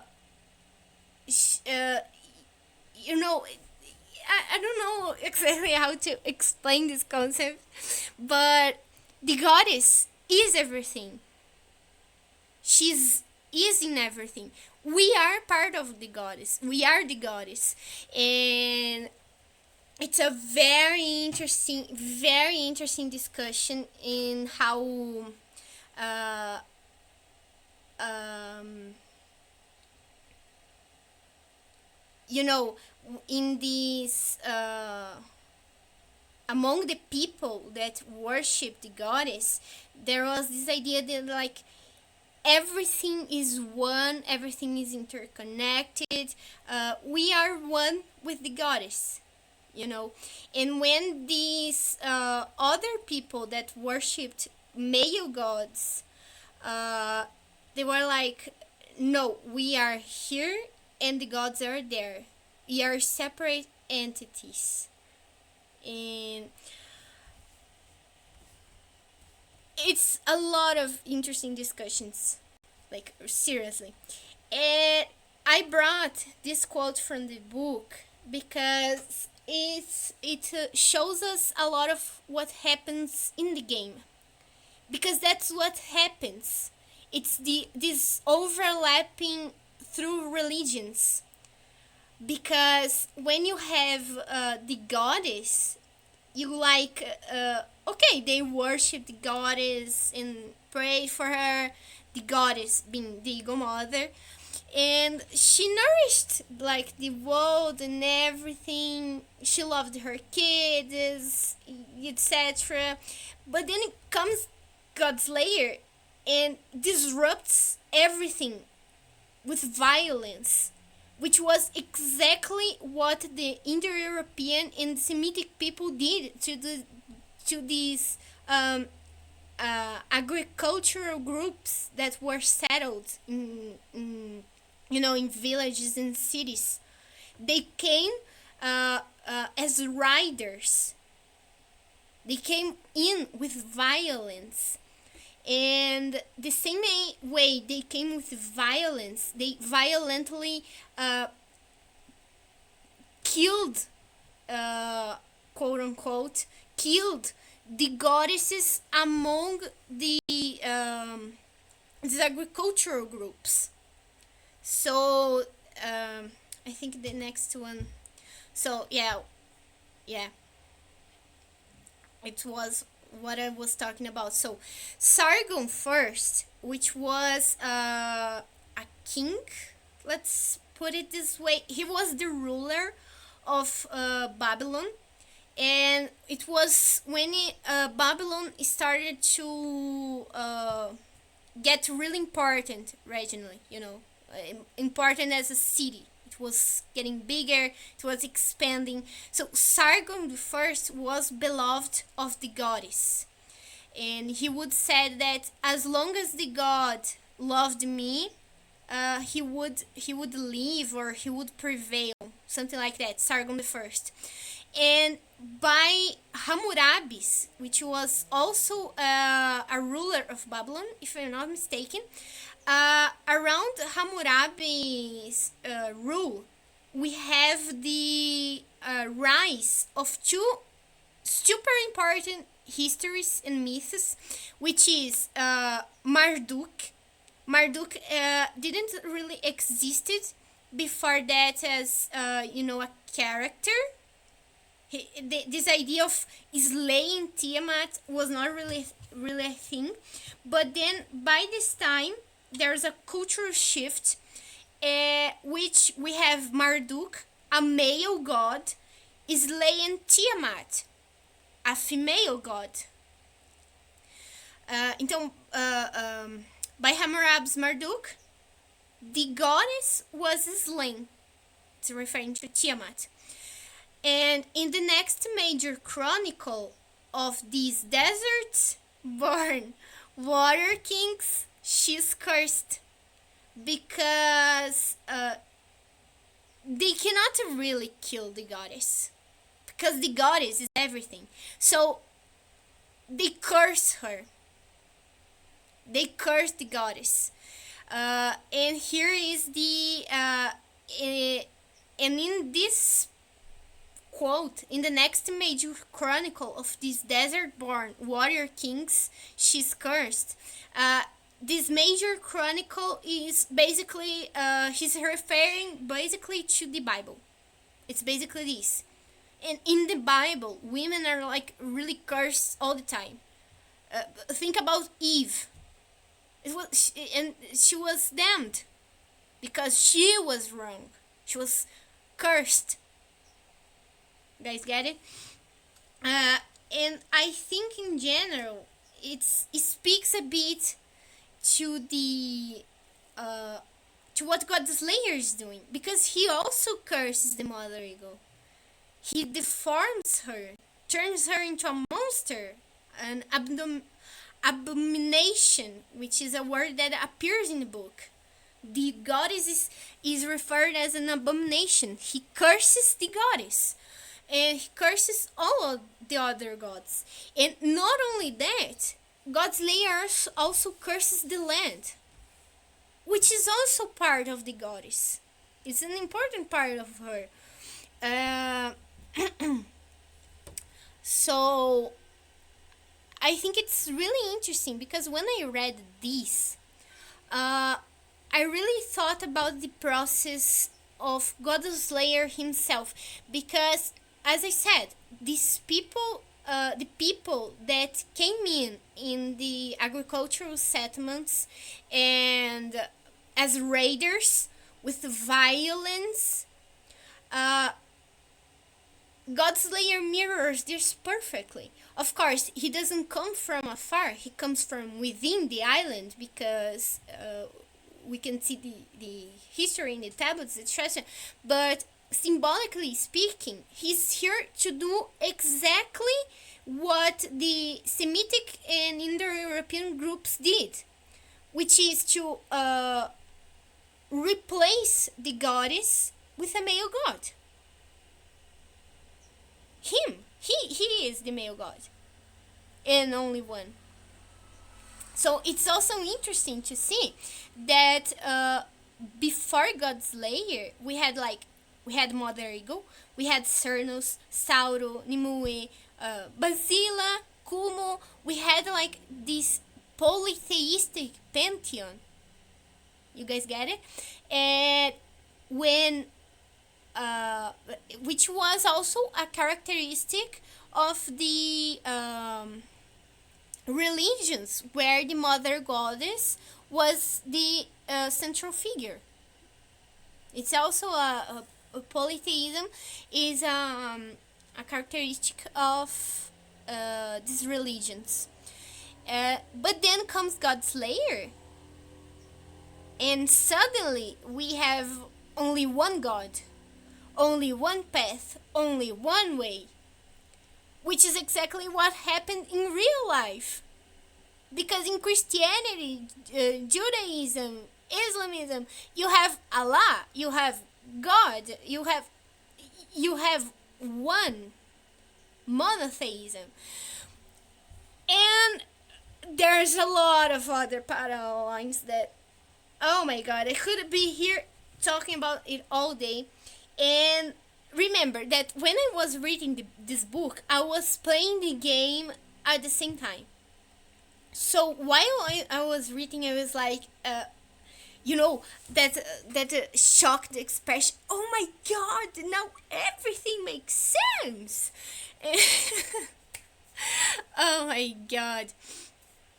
Like, I might be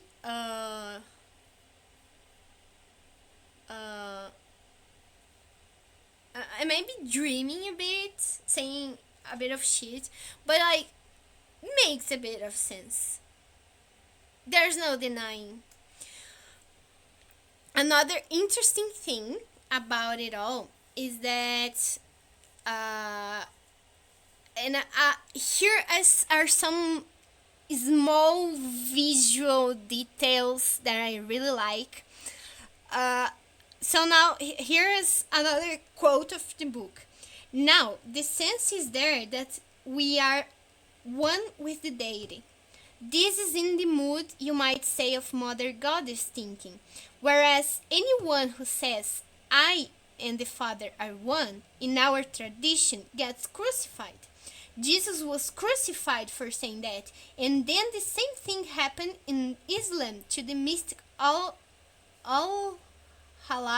900 years later.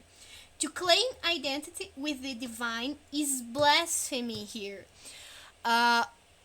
Which is kind of interesting because down here, this guy here, he's a Tawan follower. He's a priest. I like to call them priests. And they follow the Tawans. This one right on top here, he's a Godslayer follower. And it's interesting to see that like the Talon's followers, they cover a lot of their humanoid features, I'd say, which is the face. Not even humanoid, human, because like the human face is quite an unique structure. So maybe to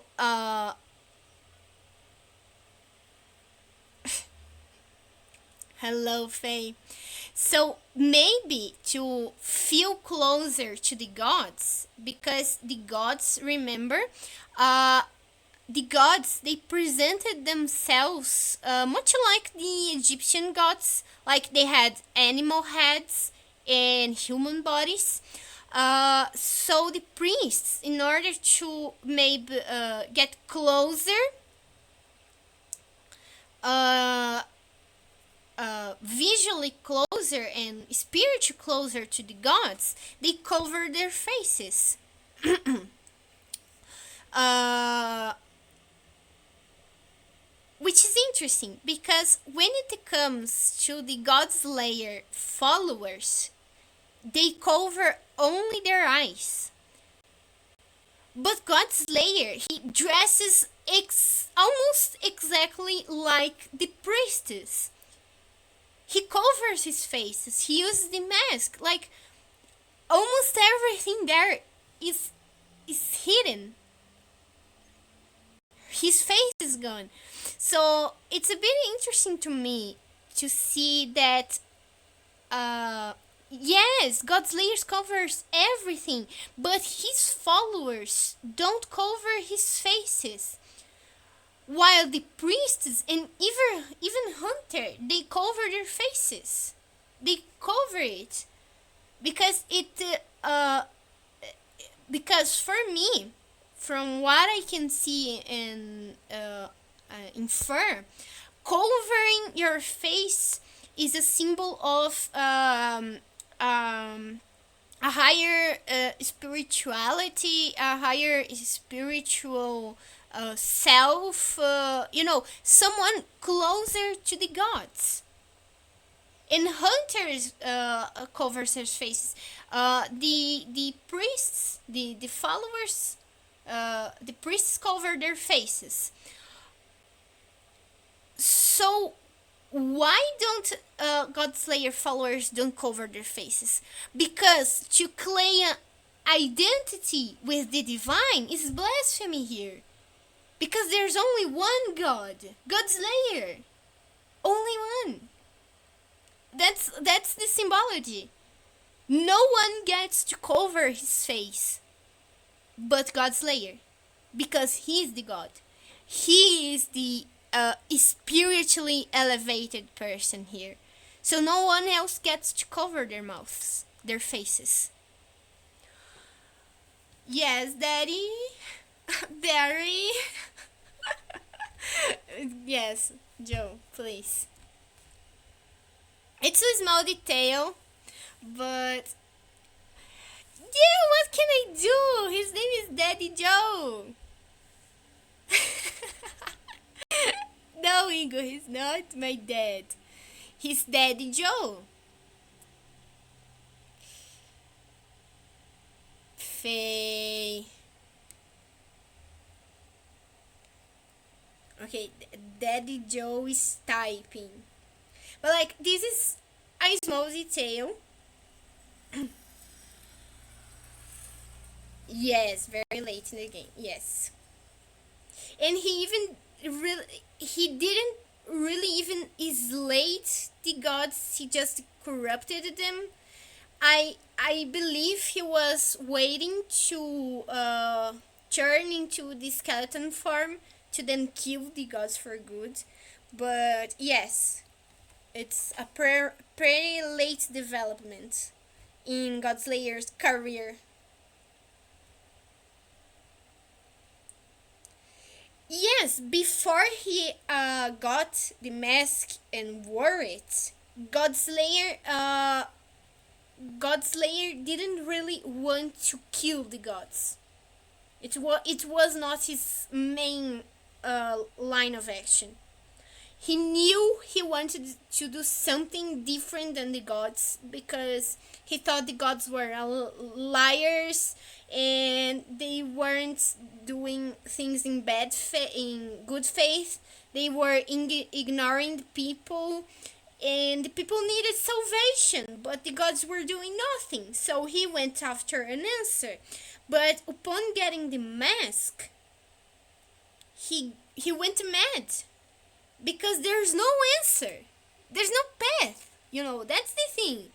And then he went totally mad after the he went totally mad after the gods because the gods are liars. They are lying to us and they're lying to us and there's nothing to save us and yada yada. But like, that's the idea. There's no Hunter says this to l- leave someone else's path to salvation is to never truly know it. It's ignorant.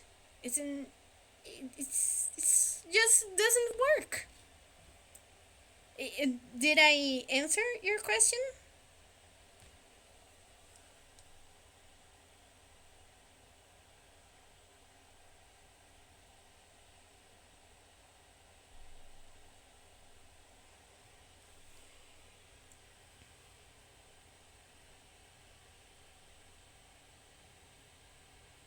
Yeah, like when he was going after the one true path, he had to kill some people in the way. Just like it happened, because just like I was explaining with the parallels of the book, uh, to shove down people's to the people's throat this new idea that there was only one god, one way, one path down the people's throats, like they wouldn't accept easily, because that's not how they were living before. So he had to shove it down through violence. There's a lot of memories in the games where Godslayer's followers are like, this person doesn't understand, they are stupid, or they can't see the true path because they are blind, they can't see that gods are lying to them, etc. As like and there are some like we need to, as in as if they were like, we need to show them the truth, and the truth came through violence and death. Okay, now we will enter in one of my favorite parts, which is sun and moon, literally and figuratively.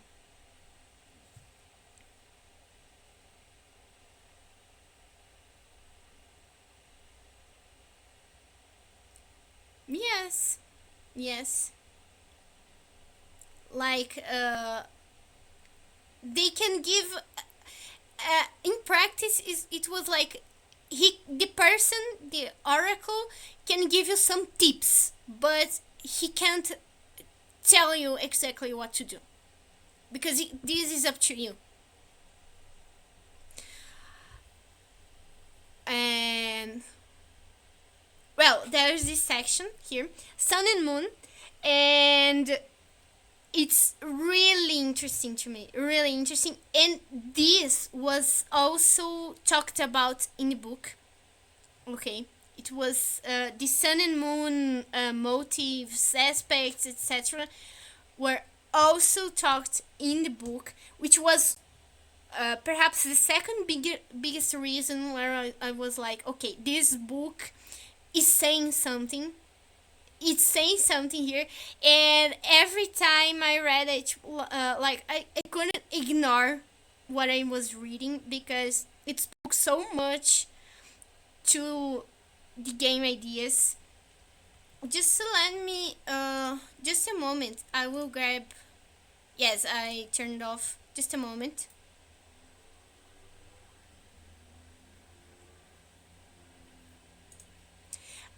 Because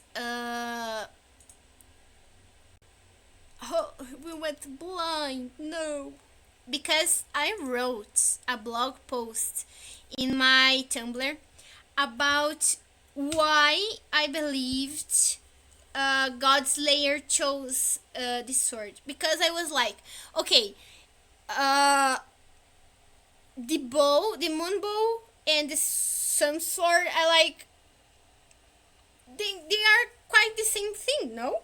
So why Godslayer chose the sword? He could have chose the bow, no? It was an option. He had access to uh,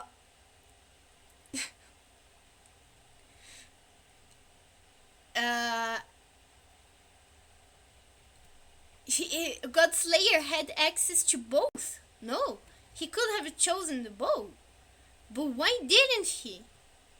So I started munching in my head about this. Just a moment. I'm grabbing the blog post here.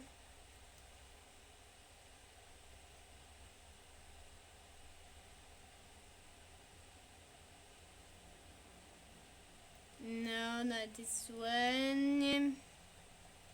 Yes, I have a lot of things in my Tumblr. Anyway, I'm scrolling. One time, I will get to it eventually.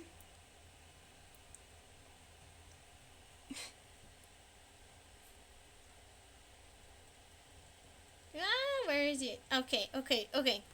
I found it. Um, Let me just see. Okay. Okay. Got it. Okay, we are back on.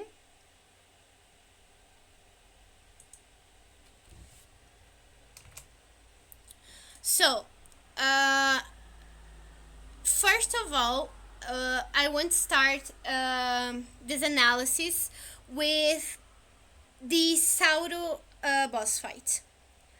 The Sauro boss fight is quite unique, not only because he has like the levels, etc. It happens in a very different way, especially when compared to Cernus. The stage is very different and all, but there's a big difference in Sauro boss fight because it's the only boss. It's the only boss. Yes, the giraffe. It's the only boss Godslayer helps directly. In the middle of the boss fight, Godslayer buffs Sauro corrupted form, and it doesn't happen with any other boss. He doesn't help anyone else, just Sauro, just this time. And I want to talk a bit about it because for me, I believe Godslayer, even then hating the gods, I think he nurtured some kind of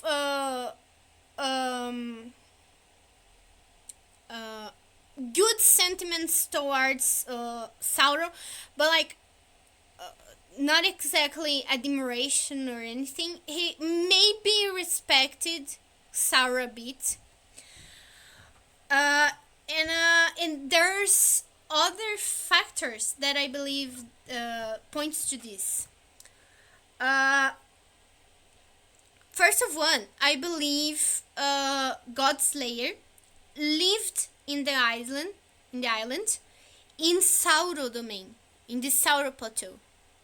Why?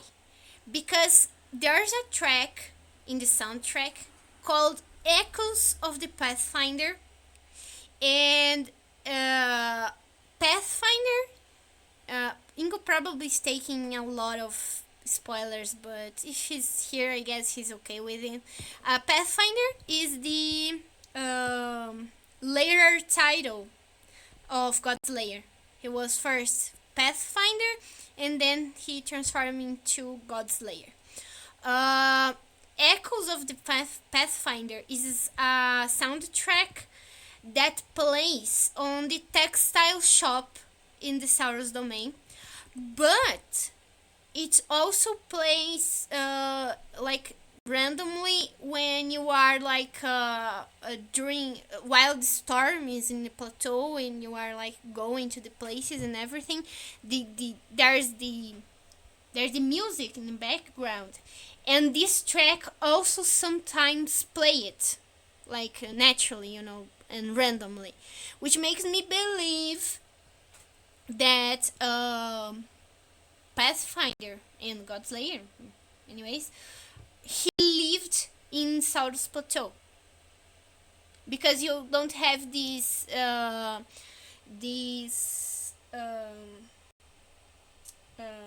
references anywhere else in the game. Echoes of the Pathfinder just plays in Sauro Plateau.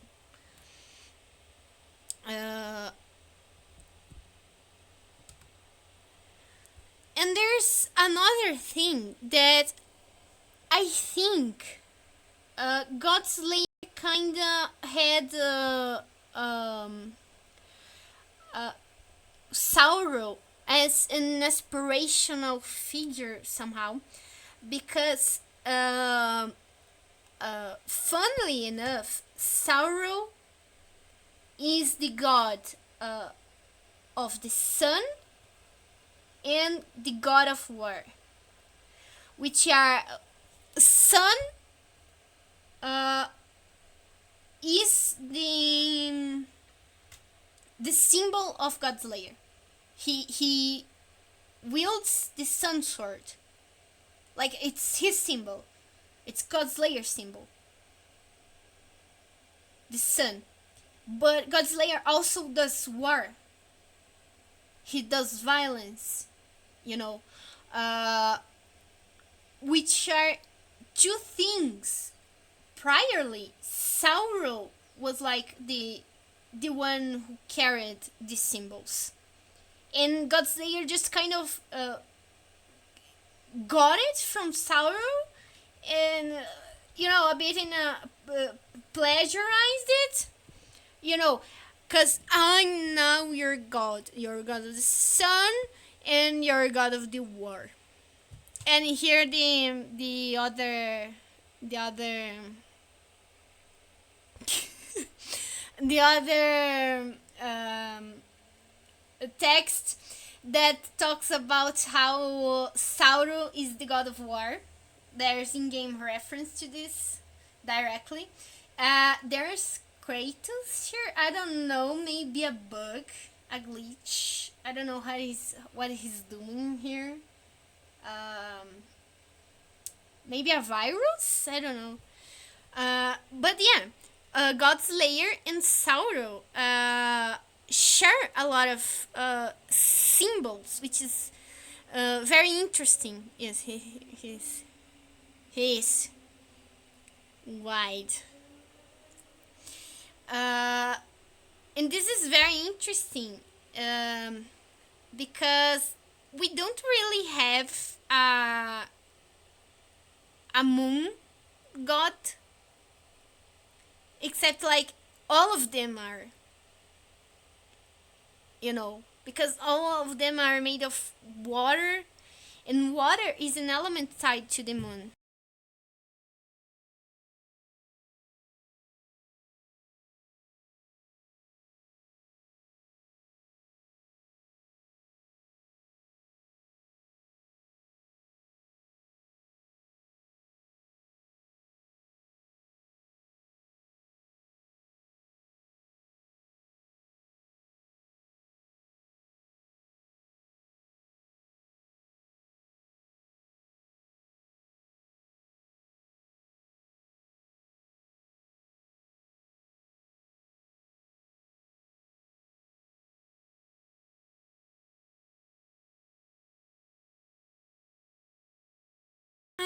Mm, mm, mm.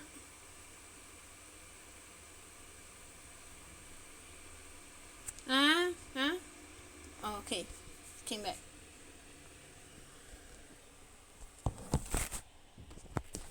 Okay, and we don't have a god specifically to the moon as a symbol, but all of them are in some level or another carry the moon symbol, you know, uh, which is which brings us to the second part. That is this one. here I do an analysis of the weapons and why, symbolically speaking, uh, they make sense to be tied to Hunter and Godslayer, respectively. Okay, though the bow and the sword are what we see, they are just symbols of what they represent. The bow is curved, represents the half moon, and the sword could be read as a sun ray, a part of the whole. Uh,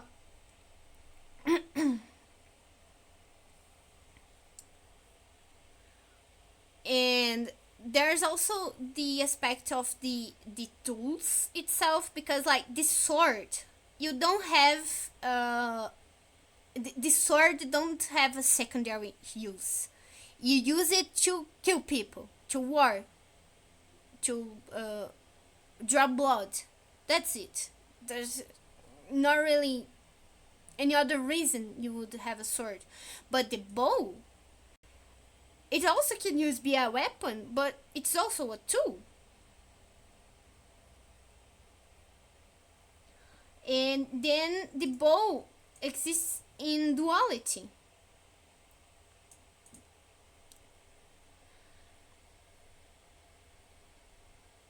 So, addressing the celestial side of the weapons, and here I explain why Godslayer possibly uh, is shows the sun and Hunter is the moon. Uh,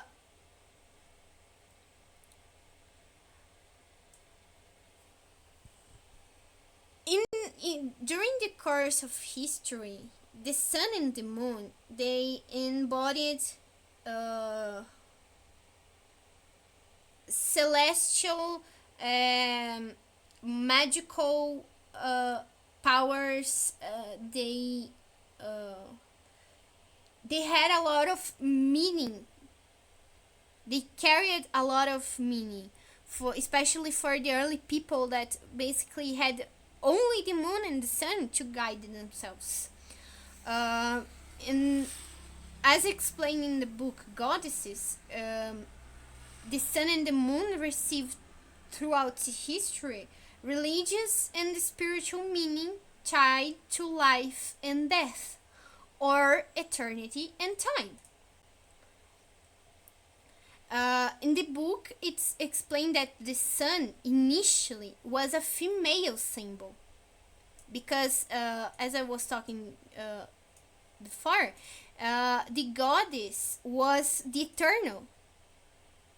We came and went back to the goddess in a cyclical like repetition, you know. And in a sense, since we were part of the goddess, we were also eternal, as the sun is. And the moon represented sacrifice for the early people. So it was a male. It was a male symbol because it's the male that like died in the female to be reborn by the female sun. But when the male centric religions started to gain dominance, like the Abrahamic religions, and when the Indo-European and Semitic people came, soon,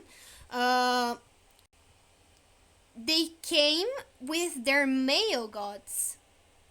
And here the things started to invert. It was from the period of his reign that Babylonian epic of the sun god Marduk dates, whose victory over Tiamat, the old goddess of the primeval sea, marks the moment of decisive transfer of loyalty in that quarter of the world from the universal goddess of nature to an assortment of political established tribal gods. So as I was talking before, we can trace a parallel with the game events, like they match. Historically speaking, uh, the main cult of the island is towards Mother Eagle, and as time passes, her cult shrinks due to the God Slayer overtaking. Uh, and the parallels, and these are the perhaps the most important ones, they deepens when you take in consideration what the sun and moon are symbols for, which is talked about a lot in the book Goddesses. Joseph Campbell talk a lot about this, what the moon and the sun represent. So the moon dies into the sun. The bull is pounced upon the lion. The bull is a male symbol. He was usually used as sacrifice and was tied to the moon. And the lion, of course, is a symbol for the sun. The moon is the celestial sign of sacrifice. What the moon, the bull, and the serpent represent is the power to throw off death and be reborn again. And the sun always represents the killing, drying, desiccating principle, and so the killer is always associated with the solar power. And these are all quotes from the book. The book. The answers were all in the book. So, the sun always represents the killing. And the moon always represents the sacrifice. And it's also interesting because God's Slayer lays his curse specifically in Sauron's domain. Couldn't be any other plateau. It had to be Sauron's plateau. Where God's Slayer then, I think it was in a tree. And then God's Slayer takes Sauron's place entirely. He replaces Sauron's entirely, and then he goes there back to Sauron's domain and lays his curse there, right there. That bitch was disrespectful. That bitch was disrespectful. He was like, see, Sauron, now I am the god. And God's Slayer, as I said, he also overtook all of Sauron's symbols, the sun, the war. It's all God's Slayer now. It's not Sauron anymore. And this way, he also signifies that his actions are now holy, because he's the god. He's the higher god.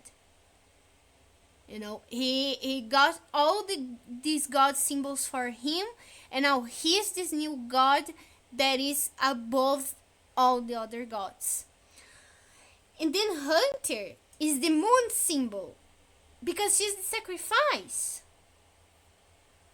She embodies the cyclical flow of sacrifice, because hunter after hunter after hunter came to the island and failed in stopping the curse. But as the moon dies in the sun, it's also ready for rebirth. So again and again, another hunters were like coming to the island, you know. And I think it's so interesting because Austin Winter, the guy who wrote the game soundtrack, he has his video called Under the Hood, where he explains how he made the last song of the game, the one that plays during the credits. And he says this, and boy, when he said this, I was like, okay, I'm 100% sure on what I have here. I am right. I'm not going crazy. Okay, he says this, and you guys, if you guys want the to watch the video, I can show to you. I can actually give you guys the link. I think it's better. Can can no? Okay. Under the hood, he explains how he did this song. Yes. And in the intro of the video, he says this. One of the narrative threads I had lashed onto early in the project was the idea that the hunter doesn't initially know why she's being delivered to the island, why she has been sent there. And to me, it always felt like a sacrifice. And that's because, and that's why she embodies the moon, because the moon is the symbol for sacrifice. Her civilization, wherever she comes from, sent her there hoping she might oppose the darkness, but they've sent countless hunters for time eternal, and with no result to speak of. The darkness had continued to spread in the world, and so it had become almost a form of ritual sacrifice, like throwing the young maiden into the volcano, so to speak. And I thought I liked the idea that she manages to do what none have done before her, but not just in actually defeating the darkness, but even in learning what was going on there, and even understanding her purpose. In that way, the game, to me, feels very much like a metaphor for life itself. And so the song had to reflect all that, wrap all that together. And the specific idea that I liked the best was that her goal is to basically give her life in full, unhesitant service to others. If that's not the meaning of sacrifice, I don't know what it is. And like, I'm going back to this, and I'm going back to these book quotes, because the book explains uh, the meaning of the symbols. The moon dies in the sun. The bull is pounced upon the lion. The moon is a celestial sign of sacrifice. What the moon, the bull, and the serpent represent is the power to throw off death and be born again. And that's why the extended credits exist. Ingo, the extended credits, yes. You didn't play it yet, but yeah, the extended credits. And the sun always represents the killing, drying, desiccating principle, and so the killer is always associated with the solar power. This is all in the book and make perfect sense with the game. And then I go watch an Austin Winter video explaining about how he made one of the most important songs in the game, and he talks about this, about sacrifice. And I thought I was going crazy, because like I read the book before going after these videos, and then when Austin talks about this, about sacrifice, I was like, okay, I'm not crazy. There's something here. And another quality to the moon in the pathless uh, is that the moon is more gentler and it has a more human scale, while the sun is like uh, he exists above, but he's also like uh, unbound of the reality, you know. He's like he's above and he's casting down its light, but like he's above, he's beyond, we can't go to the sun, you know. And so the moon is even talking about physically, even like the sun is super far away and the moon is like our neighbor. So the moon also has this more human quality. The There's one stela in Nimue's plateau where Eagle Mother says for Nimue that when she was with humans, she should be presented in a human body, you know. So she like had the serpent head, but her body should be human because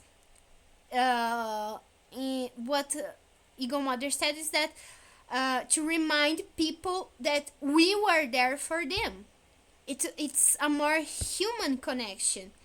And there's also this quote from the book that got me thinking, like, Selene, the moon, is associated with the art of Clio, the muse of history and historical writing.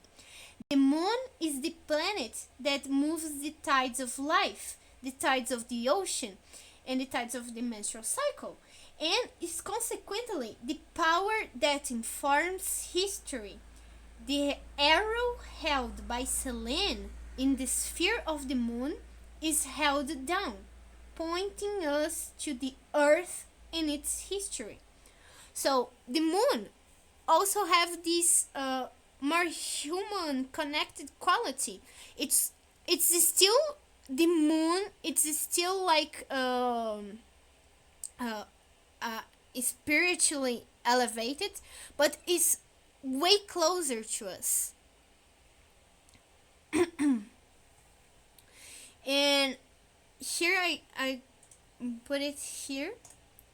For me, it seems that God's Slayer pursued the sword and therefore the sun as a form of bringing himself closer to the position of a god above the gods. The moon represented exactly what he rejected, the pathless land. Because the moon is closer to us, represents this, the human life that has not a true and, you know, set in stone path. It all depends. It shifts like the tides, it moves to different directions. And that's why God's Slayer shows the sword too. Because not only because of all the things the sword meant incorporate, but because the sword itself, like it's like a straight line. It's straight to the point. And like choosing between the bow that represents this pathless land and the sun sword that represents more like his objectives as a character, he chooses, of course, the sword. And like, I don't know, when I started thinking about the symbols, it all made sense, and it made Hunter and Godslayer more interesting as characters for me. They started to shine here. Uh,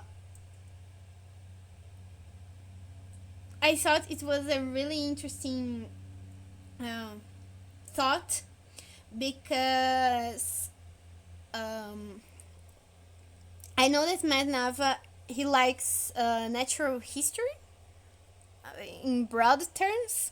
Uh, so it made sense that to some level these things, these symbols are incorporated into the game. Uh, but yeah, it's super interesting. And after I dived uh, deeper into the symbols and their meanings, Hunter and Godslayer really started to shine for me because let's be honest, the main plot line of the Pathless is a bit uh, sauceless, to say the least. Like, it's very linear and straight to the point, and it's okay. It's a way of telling a story. But I like when, there's a bit of here and there. The pathless, sauceless. uh, but anyways, like it's a bit too simple for what it is trying to tell. I think it's this what I mean by sauceless. It's like too simple for the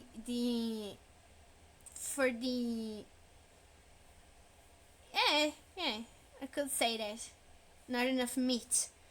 Uh, but it's okay. It's a silly game, and I like to think that the average player is not as autistic as I am. So for like 90.9% of the player base, it's totally fine. It's just like me, only me. Uh,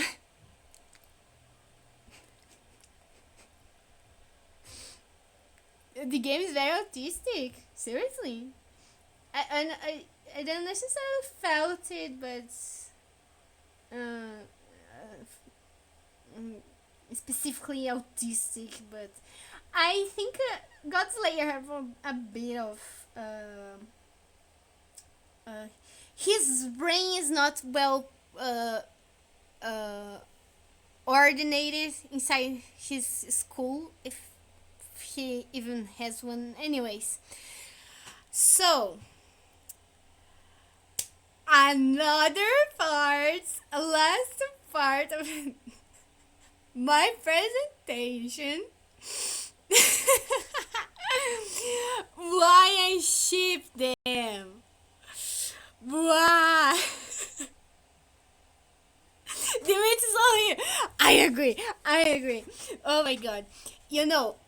I think one of the biggest misses in the Pathless is that like Godslayer doesn't take Hunter by the worst. Like seriously, when you are done in Nimue's domain and then you go up the air currents and then there's this cutscene. Why is here? Oh my god! Oh my god! Okay, now starts the real shit, the real meat, the real content. Because, like, I think in the Pathless, if Hunter and Godslayer had touched once, like once, and by accident or like super quickly, I would have gone like. But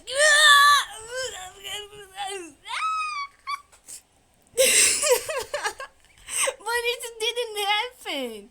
They like just they throw rocks at each other. I like to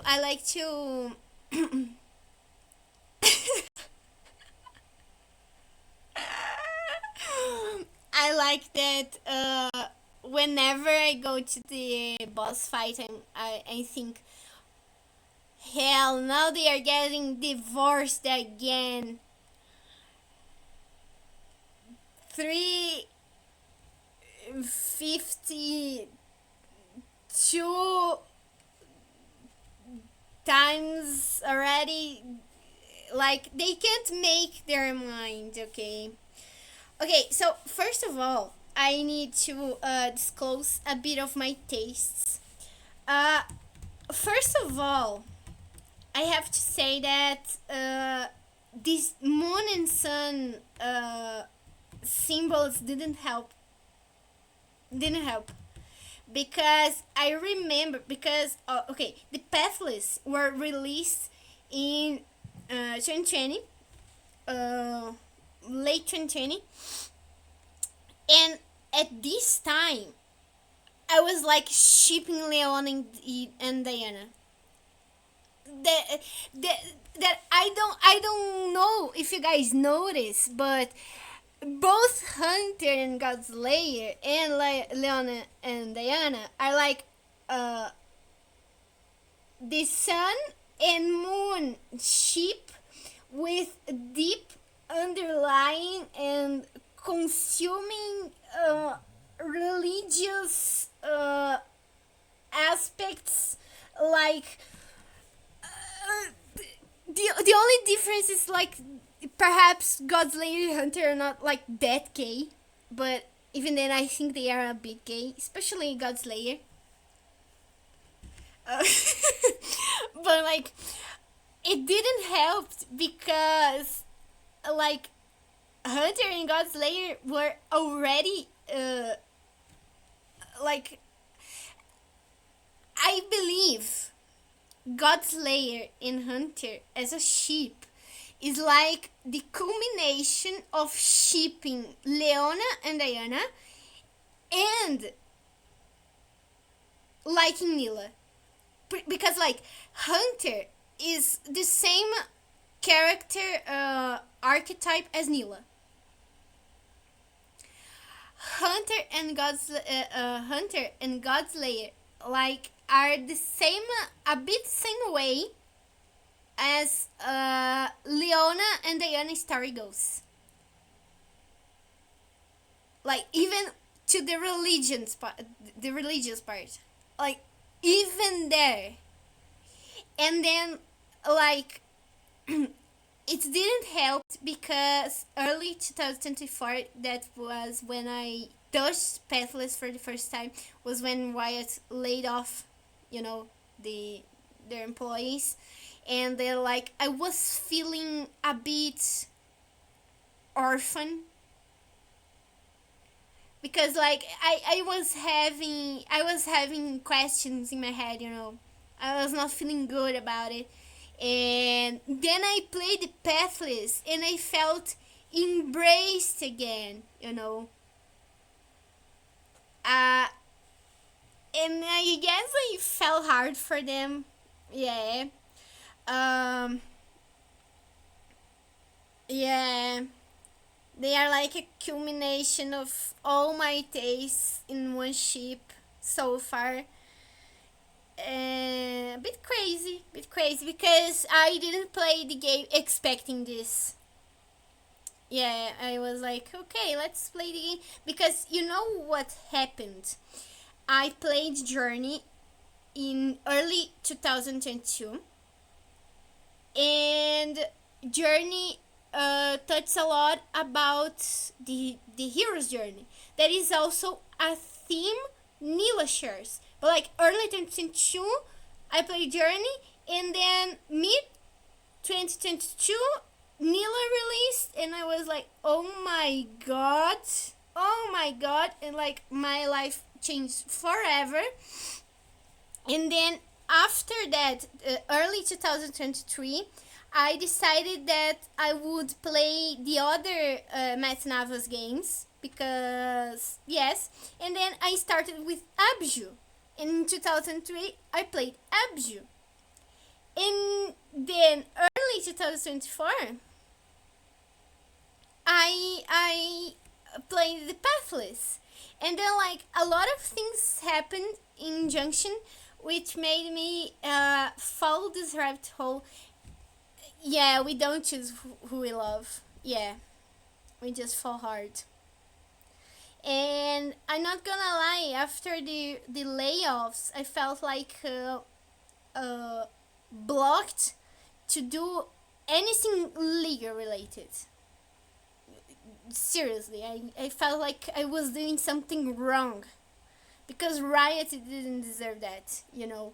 Because every time I thought about doing this, I thought, bro, I'm doing uh, PR PR for their product, basically. That's what I'm doing, and I didn't felt good doing that, and I think I still don't feel really good doing it still, but like uh, slow process of healing. One day I'll go back, maybe. Who knows? But like I want to talk about other aspects of shipping Hunter in God's Lay. It's because like the Pathless, unlike Journey, unlike Abju, like it has its fans, etc. But Abju and Journey have dedicated fans. Pathless does not, the same way these other two games do.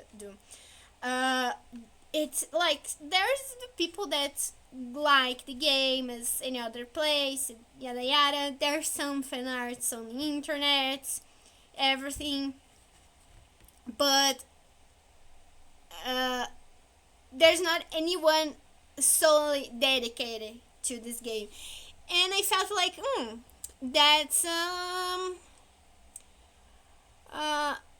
nice job position. It's a nice job position to have. So I uh, employed myself, gave me the role of the pathless dedicated fan, and now I'm here doing fan art for this game, and I kind of like the game. Yeah, it's I think it's pretty memeable, like more than I could have expected, and I think this ship only made it better. But the thing is, I have never ever heard anyone even considering shipping them together, and it makes me a bit afraid if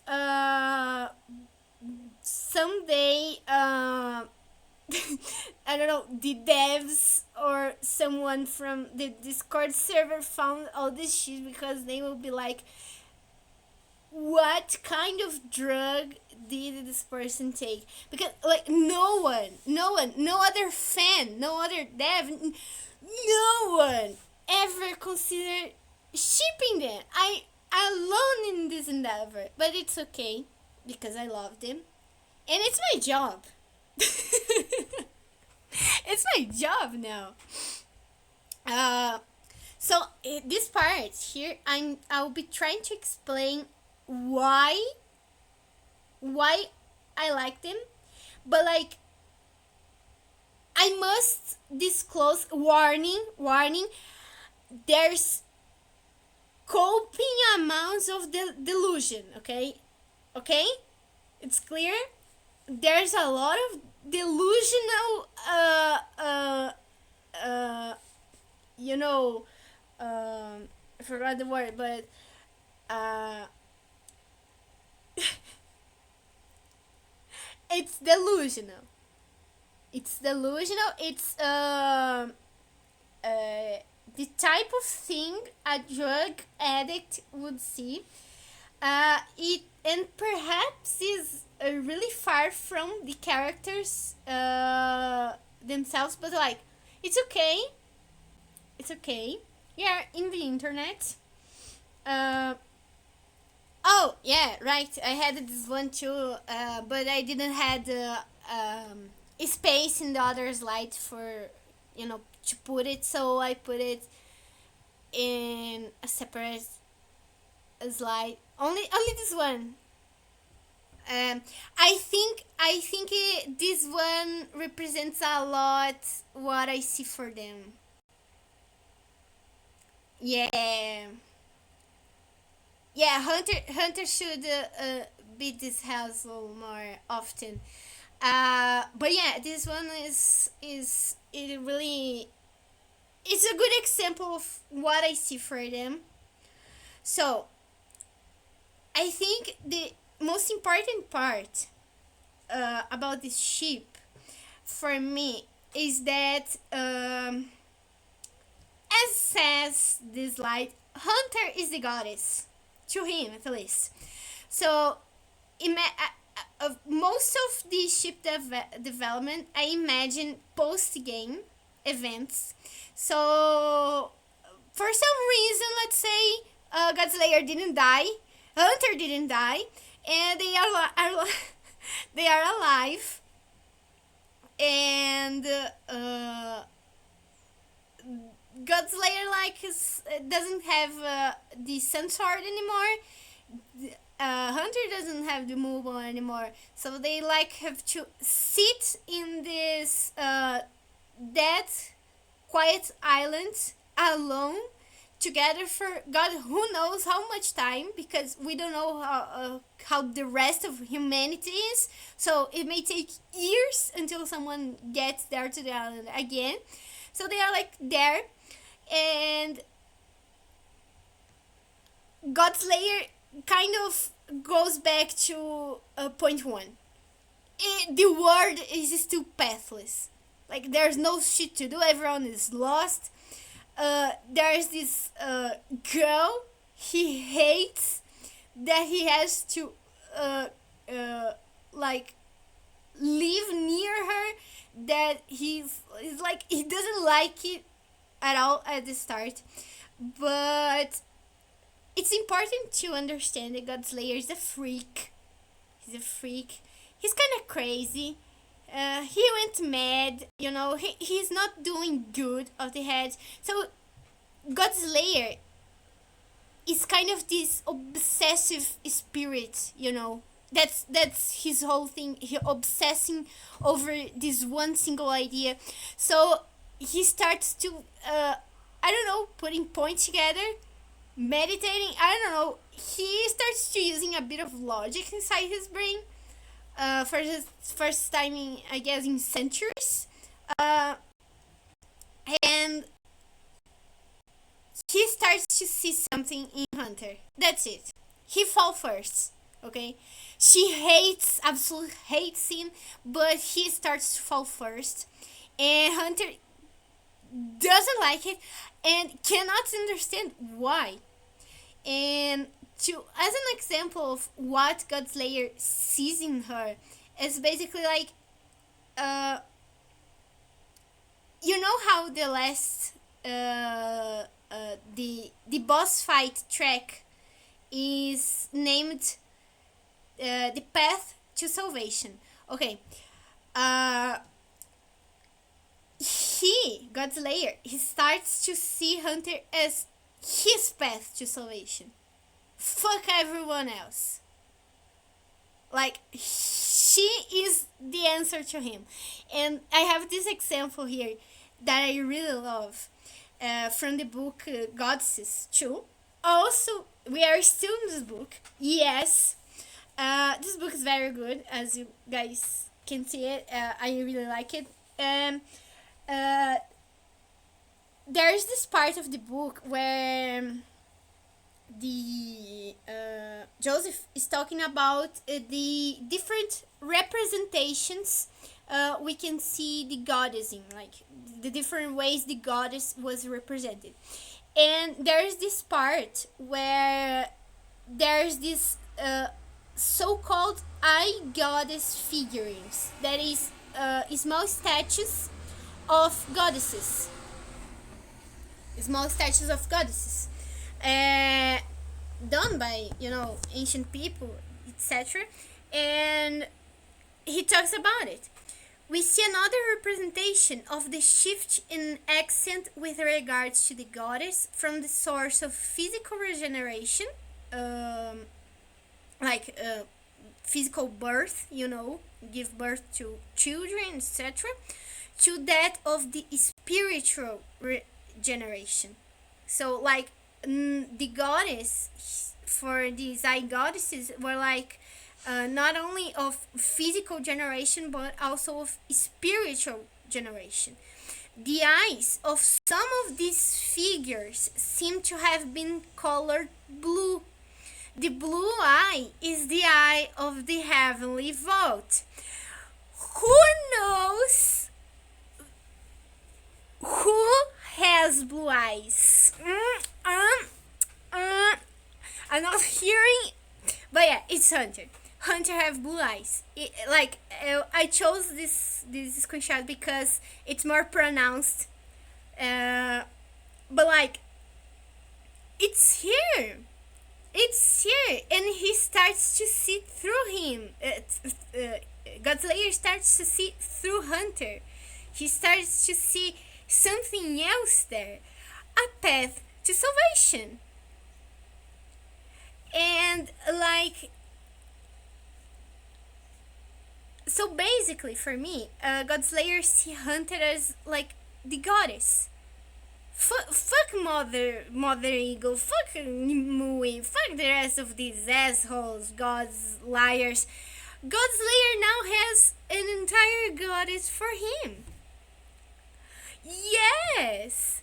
And you know what I like about this? Even if you don't consider all this shit, this ship build up. Just consider everything you said so far. Consider only the in-game events. Even in the end, Hunter shows like mercy towards him, because he should rot.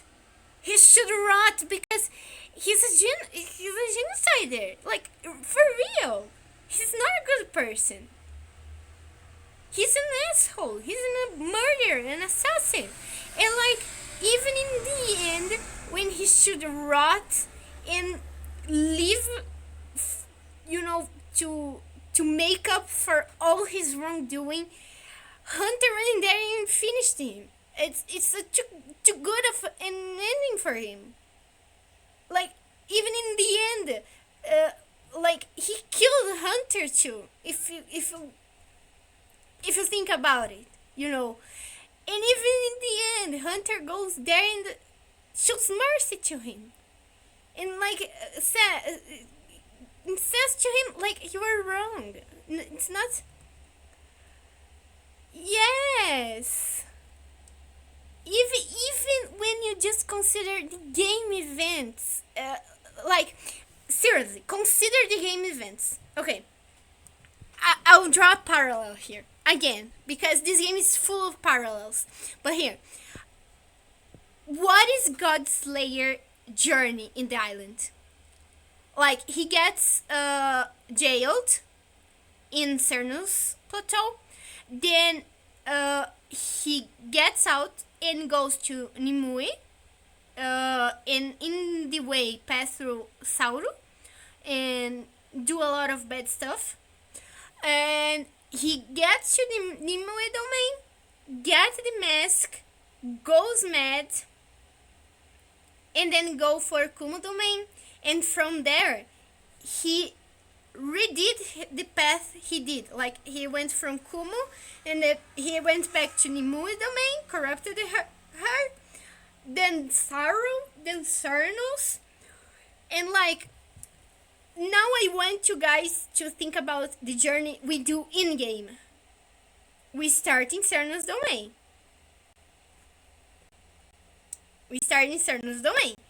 We go to Saru domain. And then we go to the Nimue domain. And then Kumo. And like, we too get the mask, albeit like a bit different. because Godslayer gets the mask of the ancients, and we get the spirit mask, that is the mask the priests, let's say, they use. In some way, Hunter and Godslayer do the same journey.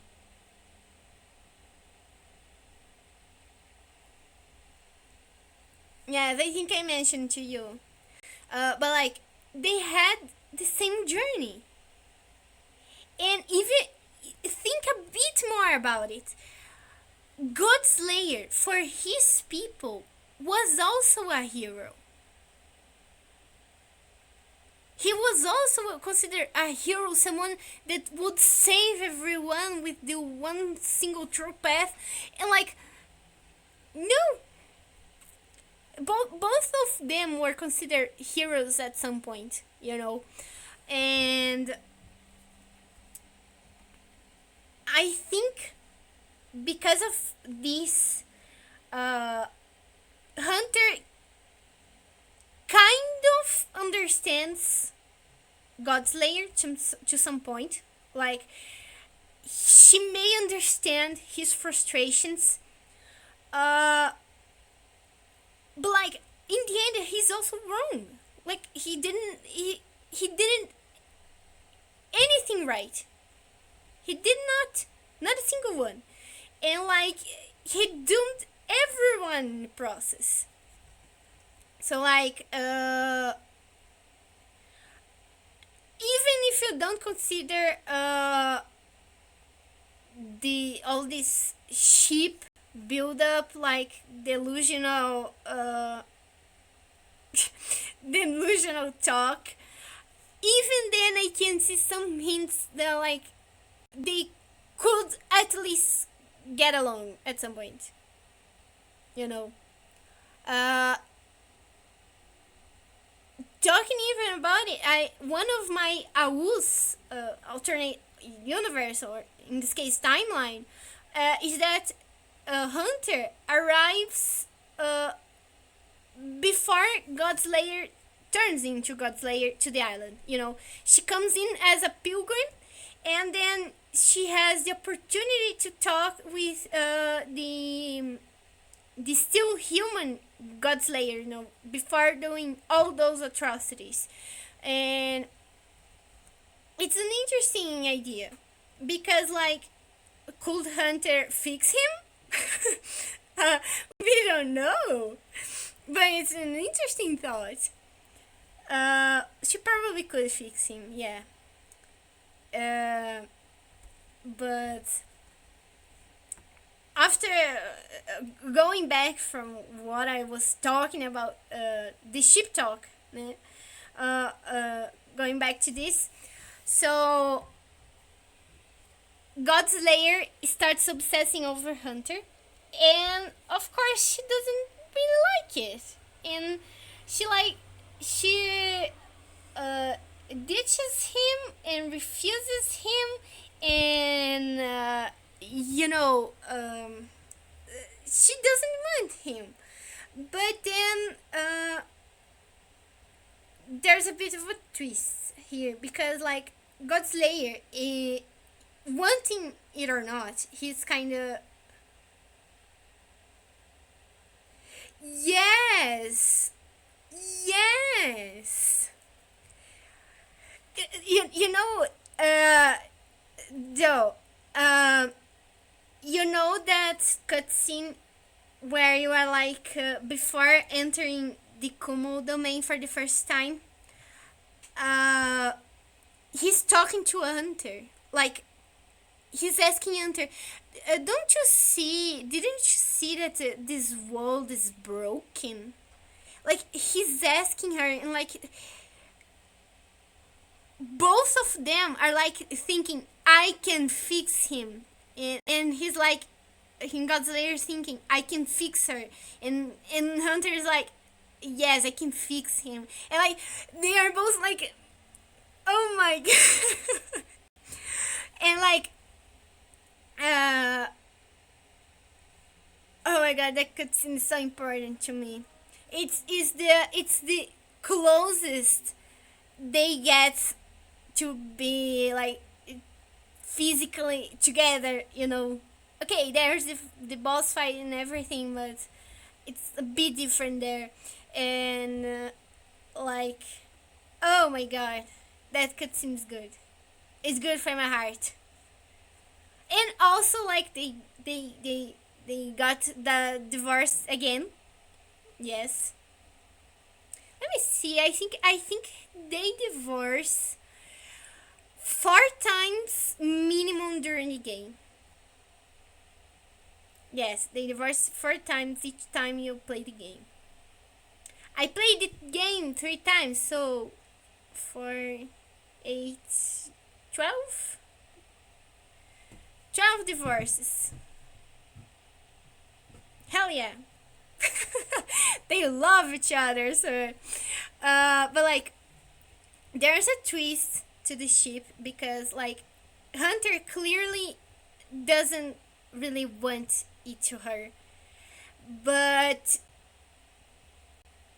it's something she accepts because Godslayer, wanting it or not, like, he's very charismatic. Like, his people are drawn to him, you know.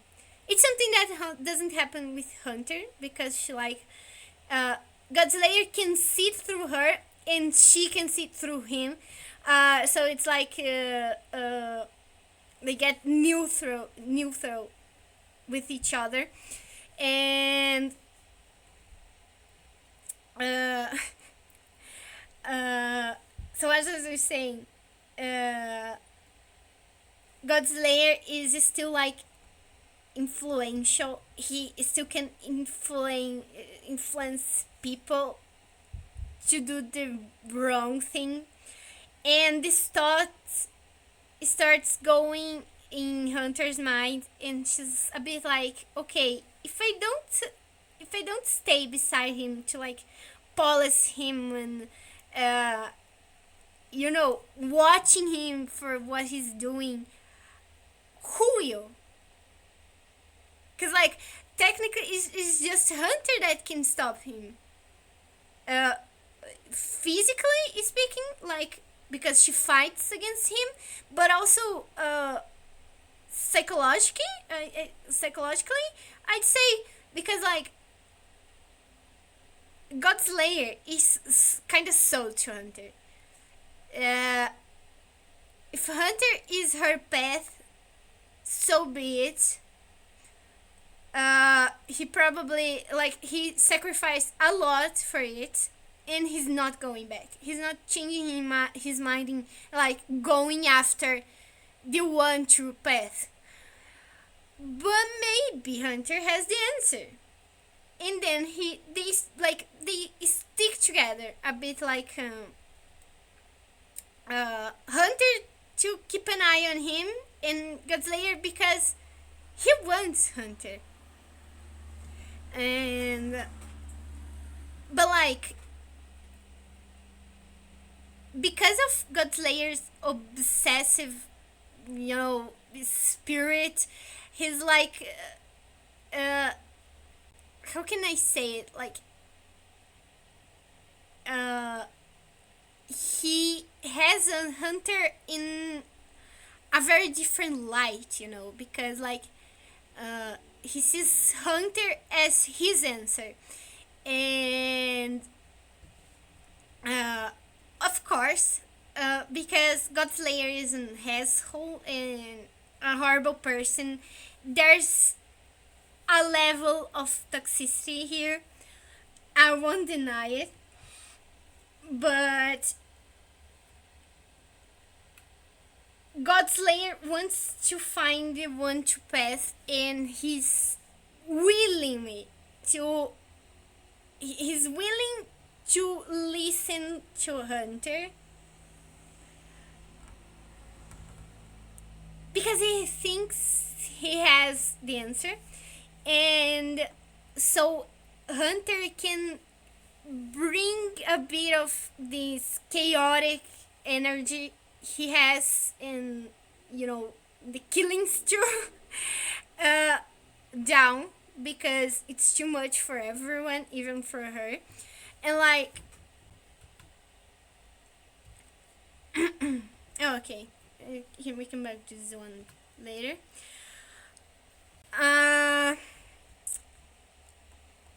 these memes, they define a bit what I think Godslayer and Hunter relationship would be, because like uh, Godslayer feels like he cannot live without this answer, but Hunter also.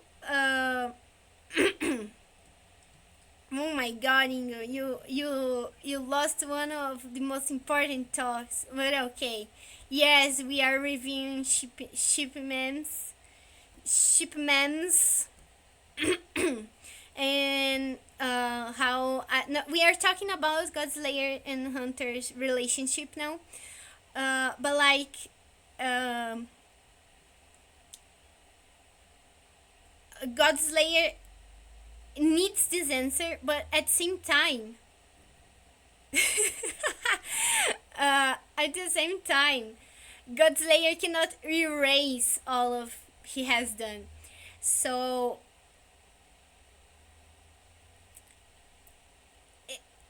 in my delusional thoughts, Mother Eagle keeps Godslayer alive because he needs to pay for what he has done. But you cannot leave Godslayer running out into the wild expecting the same shit won't happen. So Hunter has to be beside him as like this counterpoint to Godslayer. And Hunter probably sees this as a second sacrifice because it's not really what she wants. But she prefers this than the world cursed again and everyone is dying. So she goes along, and Godslayer is quite respectful. Like, he's not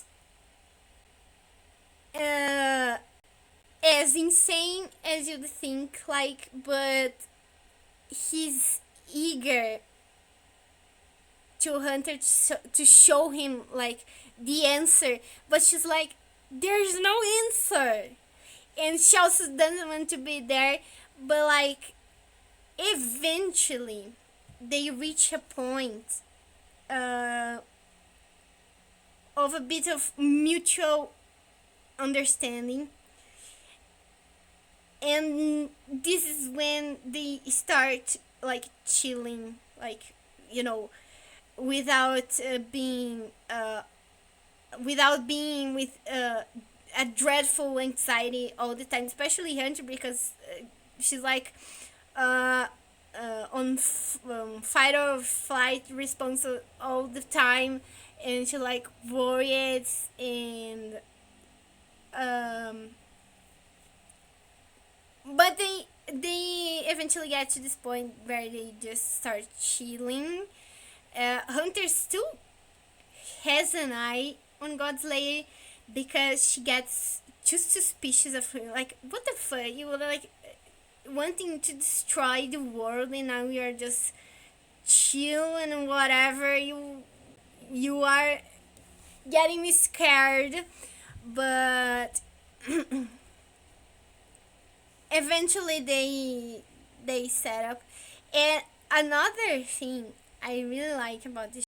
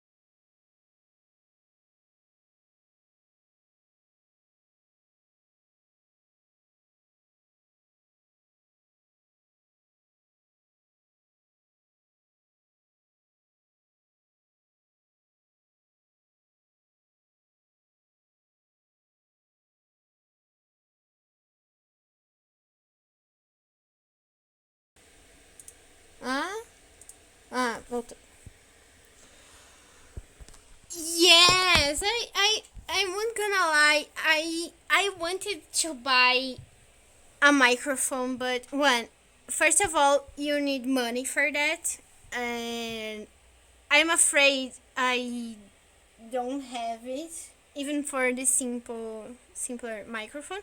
I don't know, actually, to be honest with you, because I did not research about, but yeah, I should get another microphone. I'm using my cell phone's microphone like through an application, so the audio my cell phone keeps comes to my computer.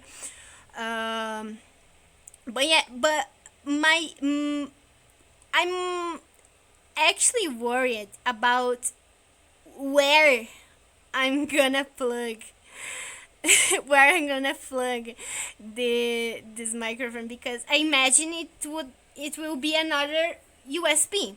I imagine. The problem is that right now, all of my USB parts are like being used. So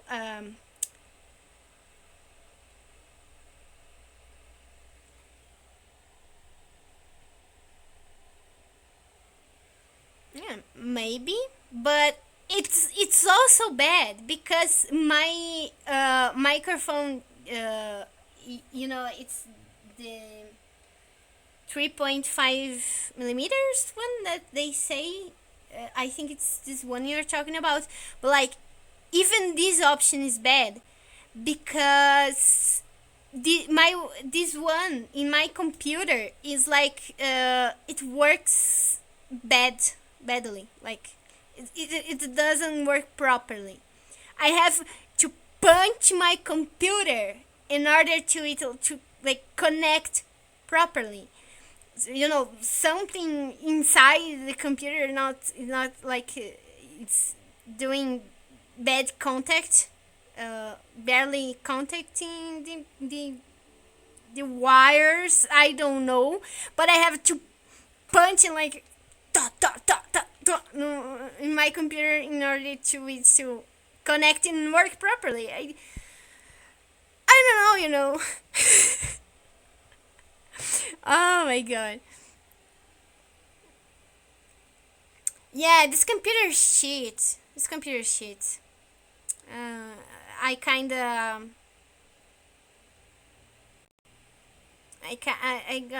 I'm kind of sad thinking that I bought it for the price I bought it, because I bought it during the pandemic and it was horrible for tech because China wasn't working, so there was no chips to fabricate anything, and yeah, I paid the price.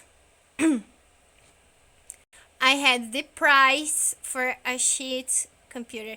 No, but the thing is, the sad part is because like I if I had the price, the value of my computer today, with the money I paid it today, I can get a computer that is way better, and like I wouldn't even complain about the power process of this computer. The problem is that this computer was not well assembled. Like you can clearly see that they did it whatever with whatever rest of products they had. It's not, the hardware is not well assembled, so it's a big no for me. Like you can see that clearly it had no quality control. Like it's full of, you know it's small, but what the fuck, problems, like the USB part uh, working with the computer off. My screen is slightly tilted in the frame, like it's not completely right to the frame, the screen inside the frame. So the frame is one way and the screen is slightly down the frame, and like you cannot fix it without like opening this shit full. But yeah, and like the microphone jack part doesn't work properly, uh, uh, and successive uh, product failures that accumulate, and you feel like, oh my god, I bought a piece of garbage. But anyways, it's problems of the life, lessons that we learn and grow from. But that's what I had for today, kind of. Yes, it was a lot of yapping. 3 hours and a half, more or less. Uh, but like, really, I really like.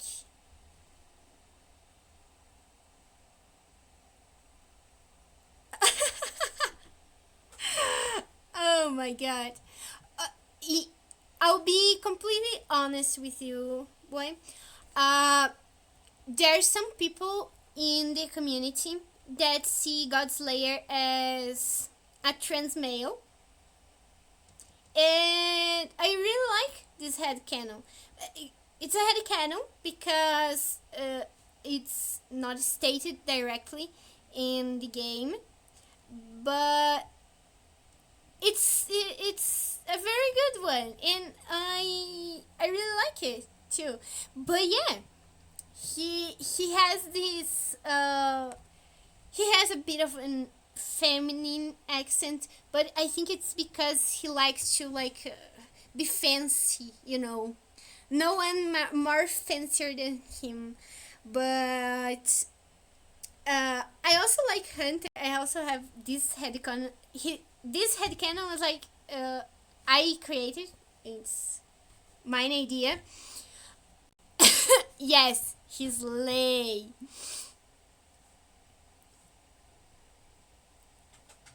Oh, but this actually Godslayer.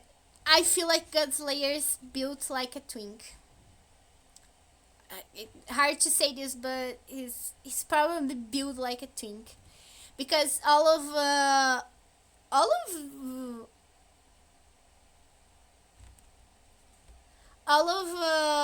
the giant squid characters, especially the main characters and humanoid characters, they are really slim, and you can see it very well in Godslayer and Hunter. Uh, I feel like the Wraith from their upcoming game, Sword of the Sea, breaks a bit, but I think it's because of its coat. He has a big and very big and puffy coat, so it's very different as a silhouette. So I think it helps you to give this impression that he's bigger and wider. But in general, their characters, especially the human ones, are very slim. And I think Godslayer is the best example for this one. But yeah, uh, Godslayer probably was born and raised for a bit of his life as a female, but like, of course, this is headcanon, mine. Um, so take it for a grain of salt. But like, he just quickly switched. He's like, he doesn't even remember uh, properly his time as a girl, but I really like it because Godslayer is like the male wife, and Hunter is like the boyfriend. That like they seem a bit het a het couple, but Godslayer like trans, and well, Hunter is a woman. I think a cis woman, but I have one headcanon from Hunter because like we call her Hunter, but she's a woman. And as far as I know, like there's Hunter and Huntress in English. So I came to believe that she's like, yeah, I go by she, but you can call me he too, and she goes by they too, whatever pronouns you are happy to use, she will accept all of them. She's super chill. Yeah, but like this is headcanon, nothing confirmed. Uh, Actually, it's yeah, and I like that Hunter also like she has a bit of an hourglass shape, but it's like super subtle, and she's like a bit tomboy, she likes to dress as a boy, and she's super chill about it. And of course, everyone else is chill about it because it's like just clothes, nothing, not a big deal, just a cloth, and yeah, she's like super flexible. Yeah, no, yeah. All of my heroines, they they like they like to kiss women because, of course, they like to kiss me. So they may be bi or not, lesbian or not, but they are certainly sapphics because they give me good night kisses before I sleep. But yeah, I love this, and I like somehow because Hunter in the dynamic,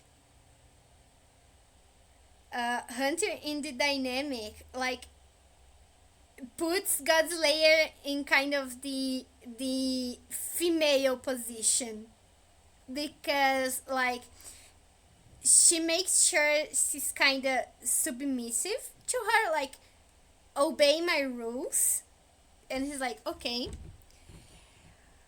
but she also like she doesn't really demands, but Godslayer is super willing to like uh sew, weave, cook, clean, and even build things for Hunter because, like, oh my god, she's my goddess. Why I wouldn't do this? I would do anything for her. And that's why he's a male life.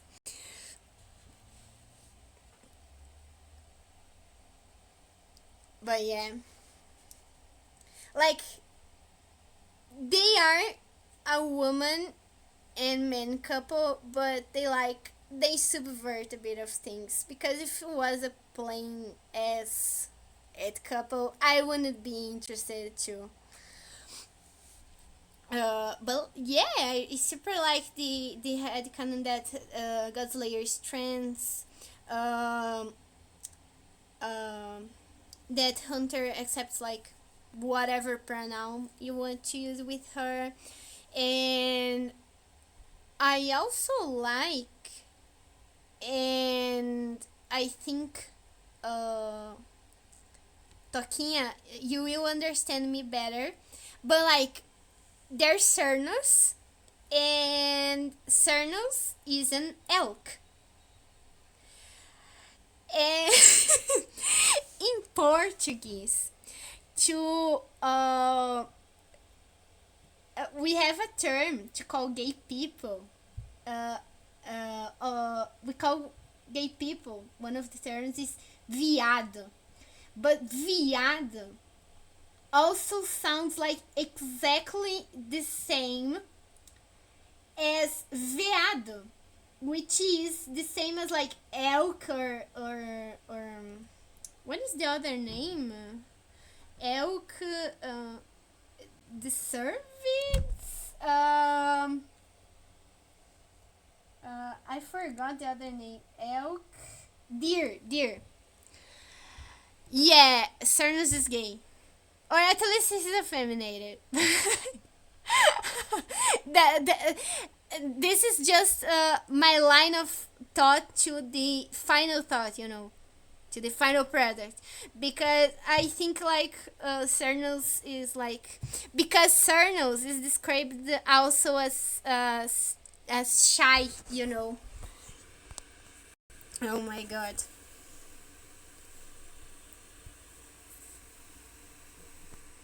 Yes, Ingo, you got it totally right. You understood.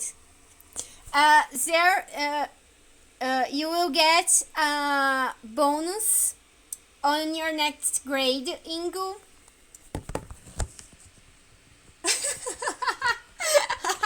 Elks are gay now. uh, yeah, you get a bonus on your next grade. Ingo, you are a wonderful student. Oh my god. I'm so I'm so proud of my students today. Oh my god. I couldn't ask for a better class. But yeah, it's like the end. Just like the this is the last slide. I kind of got to the end of the explanation. If you guys have like any question or want me to explain something in a better or other way, but I think that Hunter and Godslayer are like good parallels, and like it's not a problem if you don't want to ship them, but I think people overlook these parallels, and I think these parallels are some of the the highlights of these characters. Like they complement each other, and that's why I think they are so good as a ship.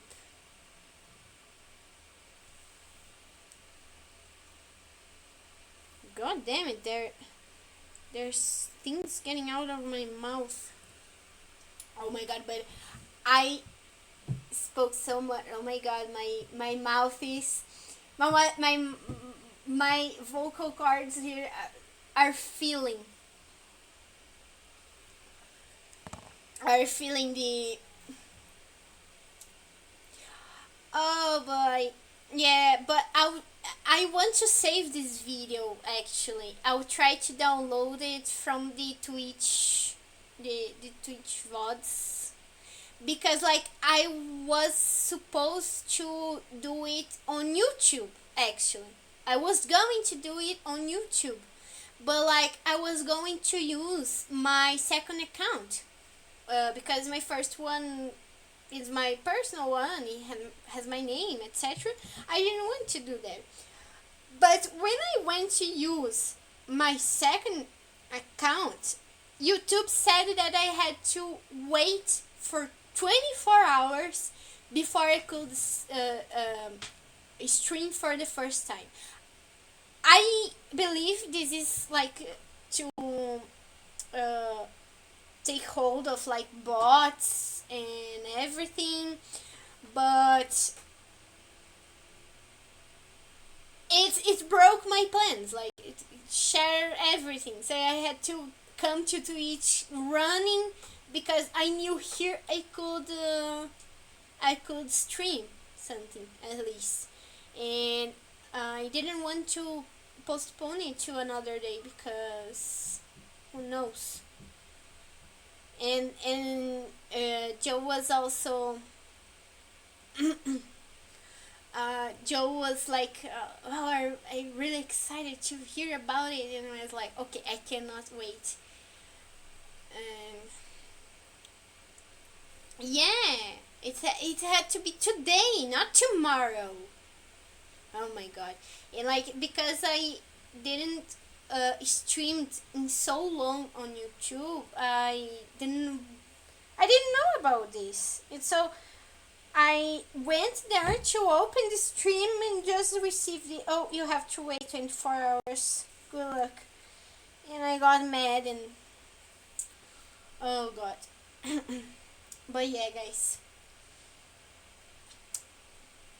With all this explanation, I hope you guys see that I'm not totally crazy. Maybe actually, not even maybe, I am incredibly obsessive over my things, but maybe you guys will see me as a less unstable and less crazy person. In the end of the day, I just want my girls to be happy. Of course, a bit of torture in, you know, at the start is needed. Uh,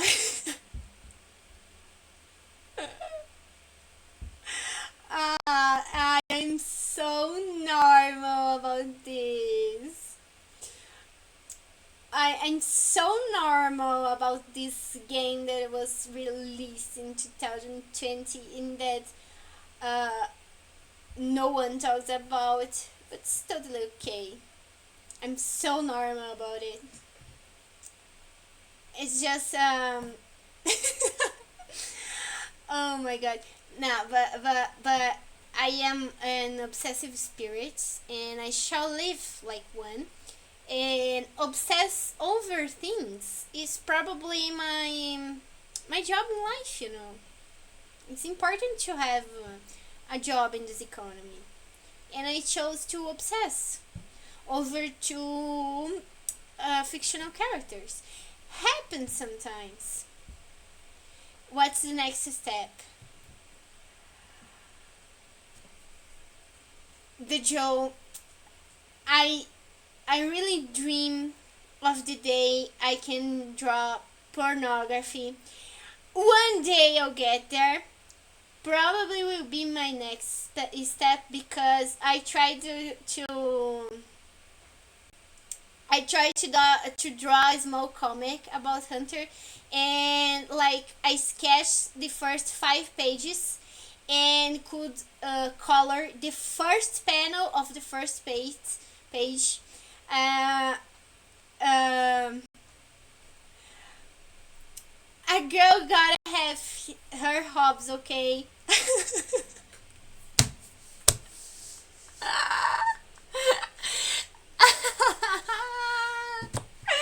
Oh my god. Oh my god. Okay. No, but seriously, I I really want it, but it's also difficult. But someday, the next step, yes, it's the natural path. Yes, you ship people, they bang. Oh, forget the kissing part. Goes to the bang part already. Oh my god. Oh my god. Right. I since like since they don't like get mouths really. I imagine like since it's a kiss, it's a more like a uh, for me like their kiss would be less sexual and more about affection, you know.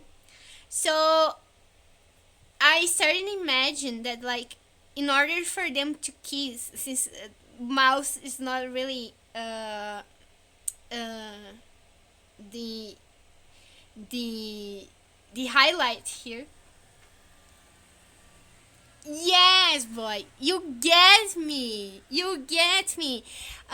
Kiss. The kisses are for the marriage ceremony, and the marriage ceremony for them comes after the kids, not before. I guess like they will be. Hunter will be like, I imagine. Yes, it can also be there. There's some erotic subtones to beating each other to death. I think it's quite erotic. Like, yeah, there's the sauce, the meat.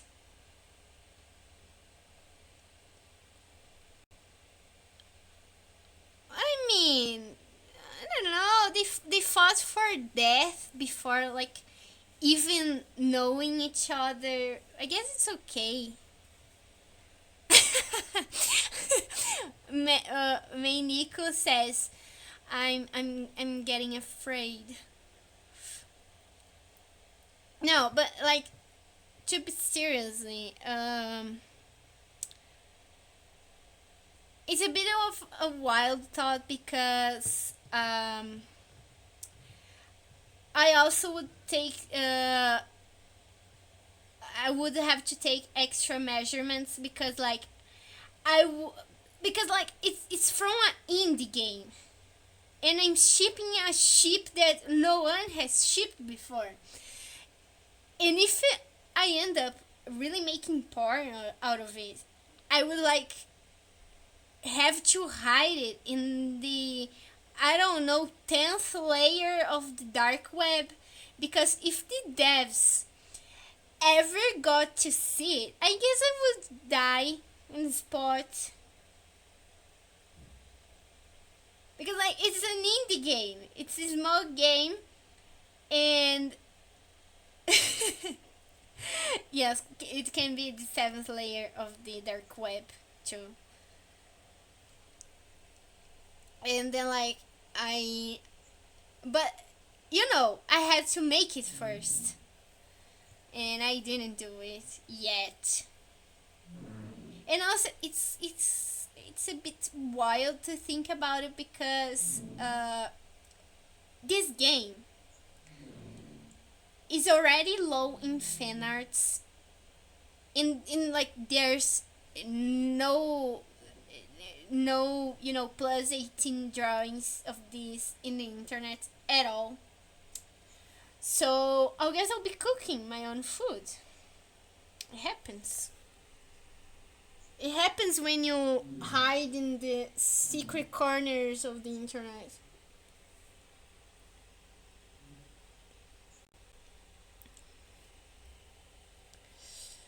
Yeah, yeah.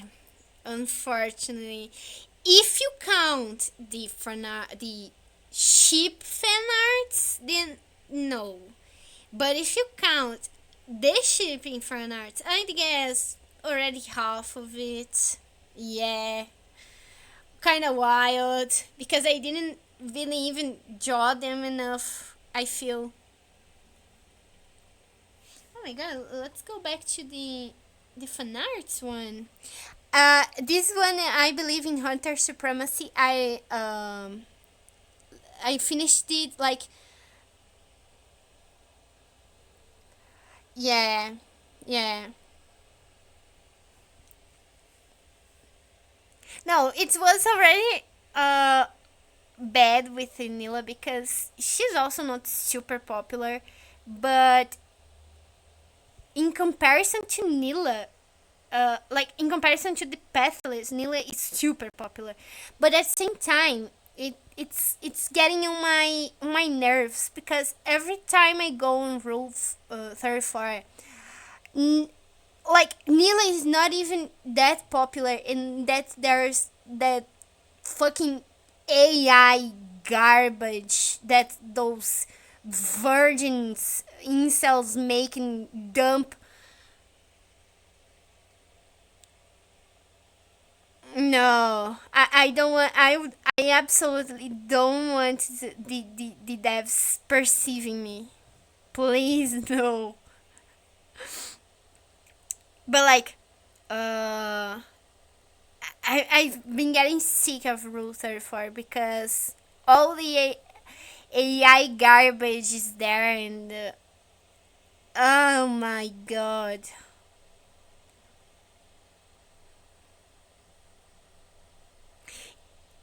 Ingo, what do you mean you weren't safe about that? I already shared you about you in the Giant Squid server. What did you talk about meaning there? I know you said my name once. Once.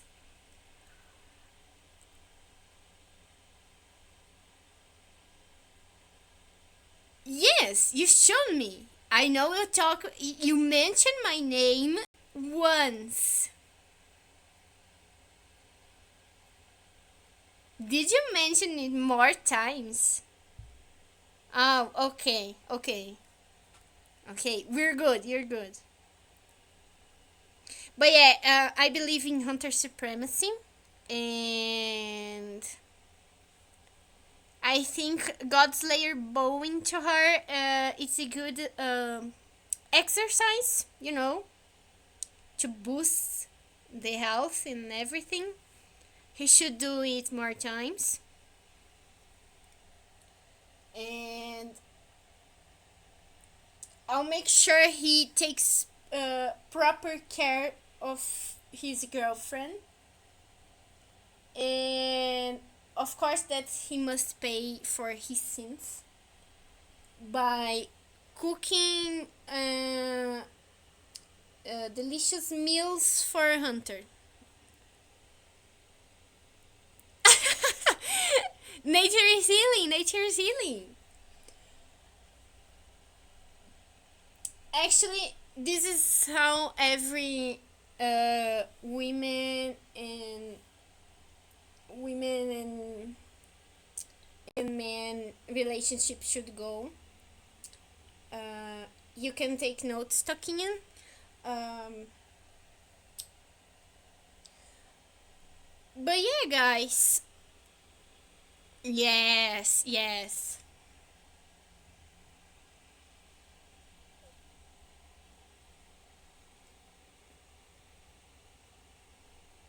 But yeah, guys, I don't know. I have nothing really. Uh, I don't really have anything more to add. Of course, I could yap about all day about how I love them, and you know, and more ideas and yada yada. But I think in general, I put down all the important points. If someone has a question, anything, because if else, I think I will then finish the stream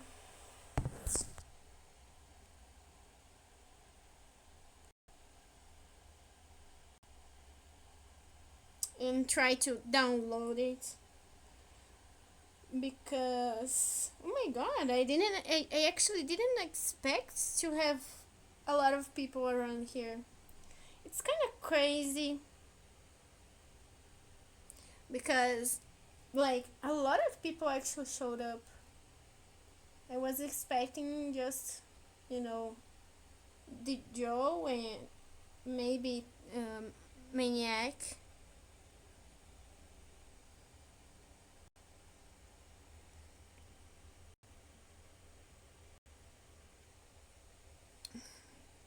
Yes, more than 2 viewers. Oh, guys, but really, thank you so much for coming and hear me yap about uh, a 500 500, yeah, 500, a 500 long book, and a game I played early last year, and I still cannot shut up about it. uh and it makes me chill. um and I'm super happy that uh people want to hear about it, and I feel it's even more happy to know that I've drawn a lot of people to the game. I I counted around 5 people already went to see the game because I couldn't shut up. So I guess I'm doing uh, a good action here about not shutting up. Yes. Oh boy. Thank you so much. Thank you for coming here and watching a topic you is not even familiar with, because you didn't play the game or anything, but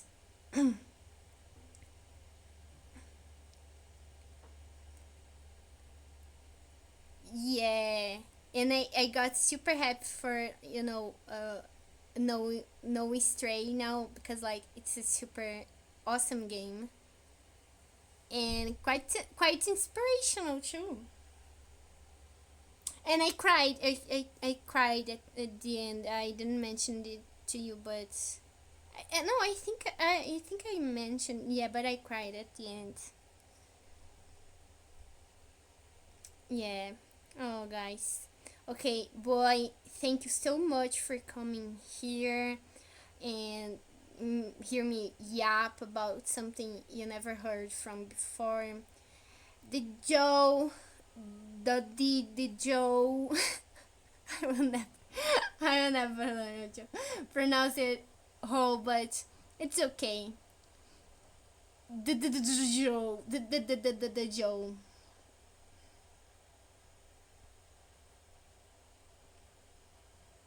Yes, there was a lot of pathless head canon in John D. John D. Oh my god. The Joe, thank you so much for playing the game. Because of me, I'm super happy because of it. And thank you for coming here to listen to. Uh, I really hope you all liked this badly assembled. Oh my god! True, Ingo and Boy didn't saw the cape. Let me show you guys the first slide, because I really like the first slide here. Um. Anyways, uh, Ingo, thank you for coming here. Ingo, thank you for coming here also and listen. Uh, uh, Pablo is not here anymore, I think. Yes, the hunter avatar, but he also came by and said hi. I think it's not here anymore, but uh, be it witness that I remember you, and I thank you for coming here. If you ever get to watch it again, probably not, but okay. Um, yes, the eagle is biologically a bug. Okay, I'm not a biologist, but I'm 100% sure, looking at her, that the eagle is a bug, and she lives in the grass. And Hunter is my boyfriend. Okay, guys. Right. Toquinha, my Nyaco. I hate that A in the middle, but it's fine. My Nico, kisses for you. I miss her there. Oh my god. Kisses for my main Nico, that Joe Ingu, Boy, Faye, and whatever other ghosts that might have appeared during the stream that didn't interact in the chat. Uh, Thank you guys. I'll probably try to download this and put it on YouTube. But anyway, thank you again, and I'll be finishing it. Oh, guys, seriously, thank you all again. It was really fun. Thank you for following me and sharing some excitement over my interests. Kisses, and I'll go have my lunch. I think it's lunch, almoço.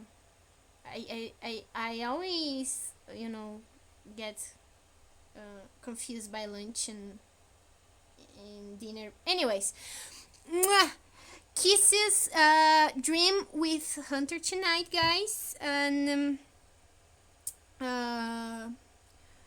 joy be with you.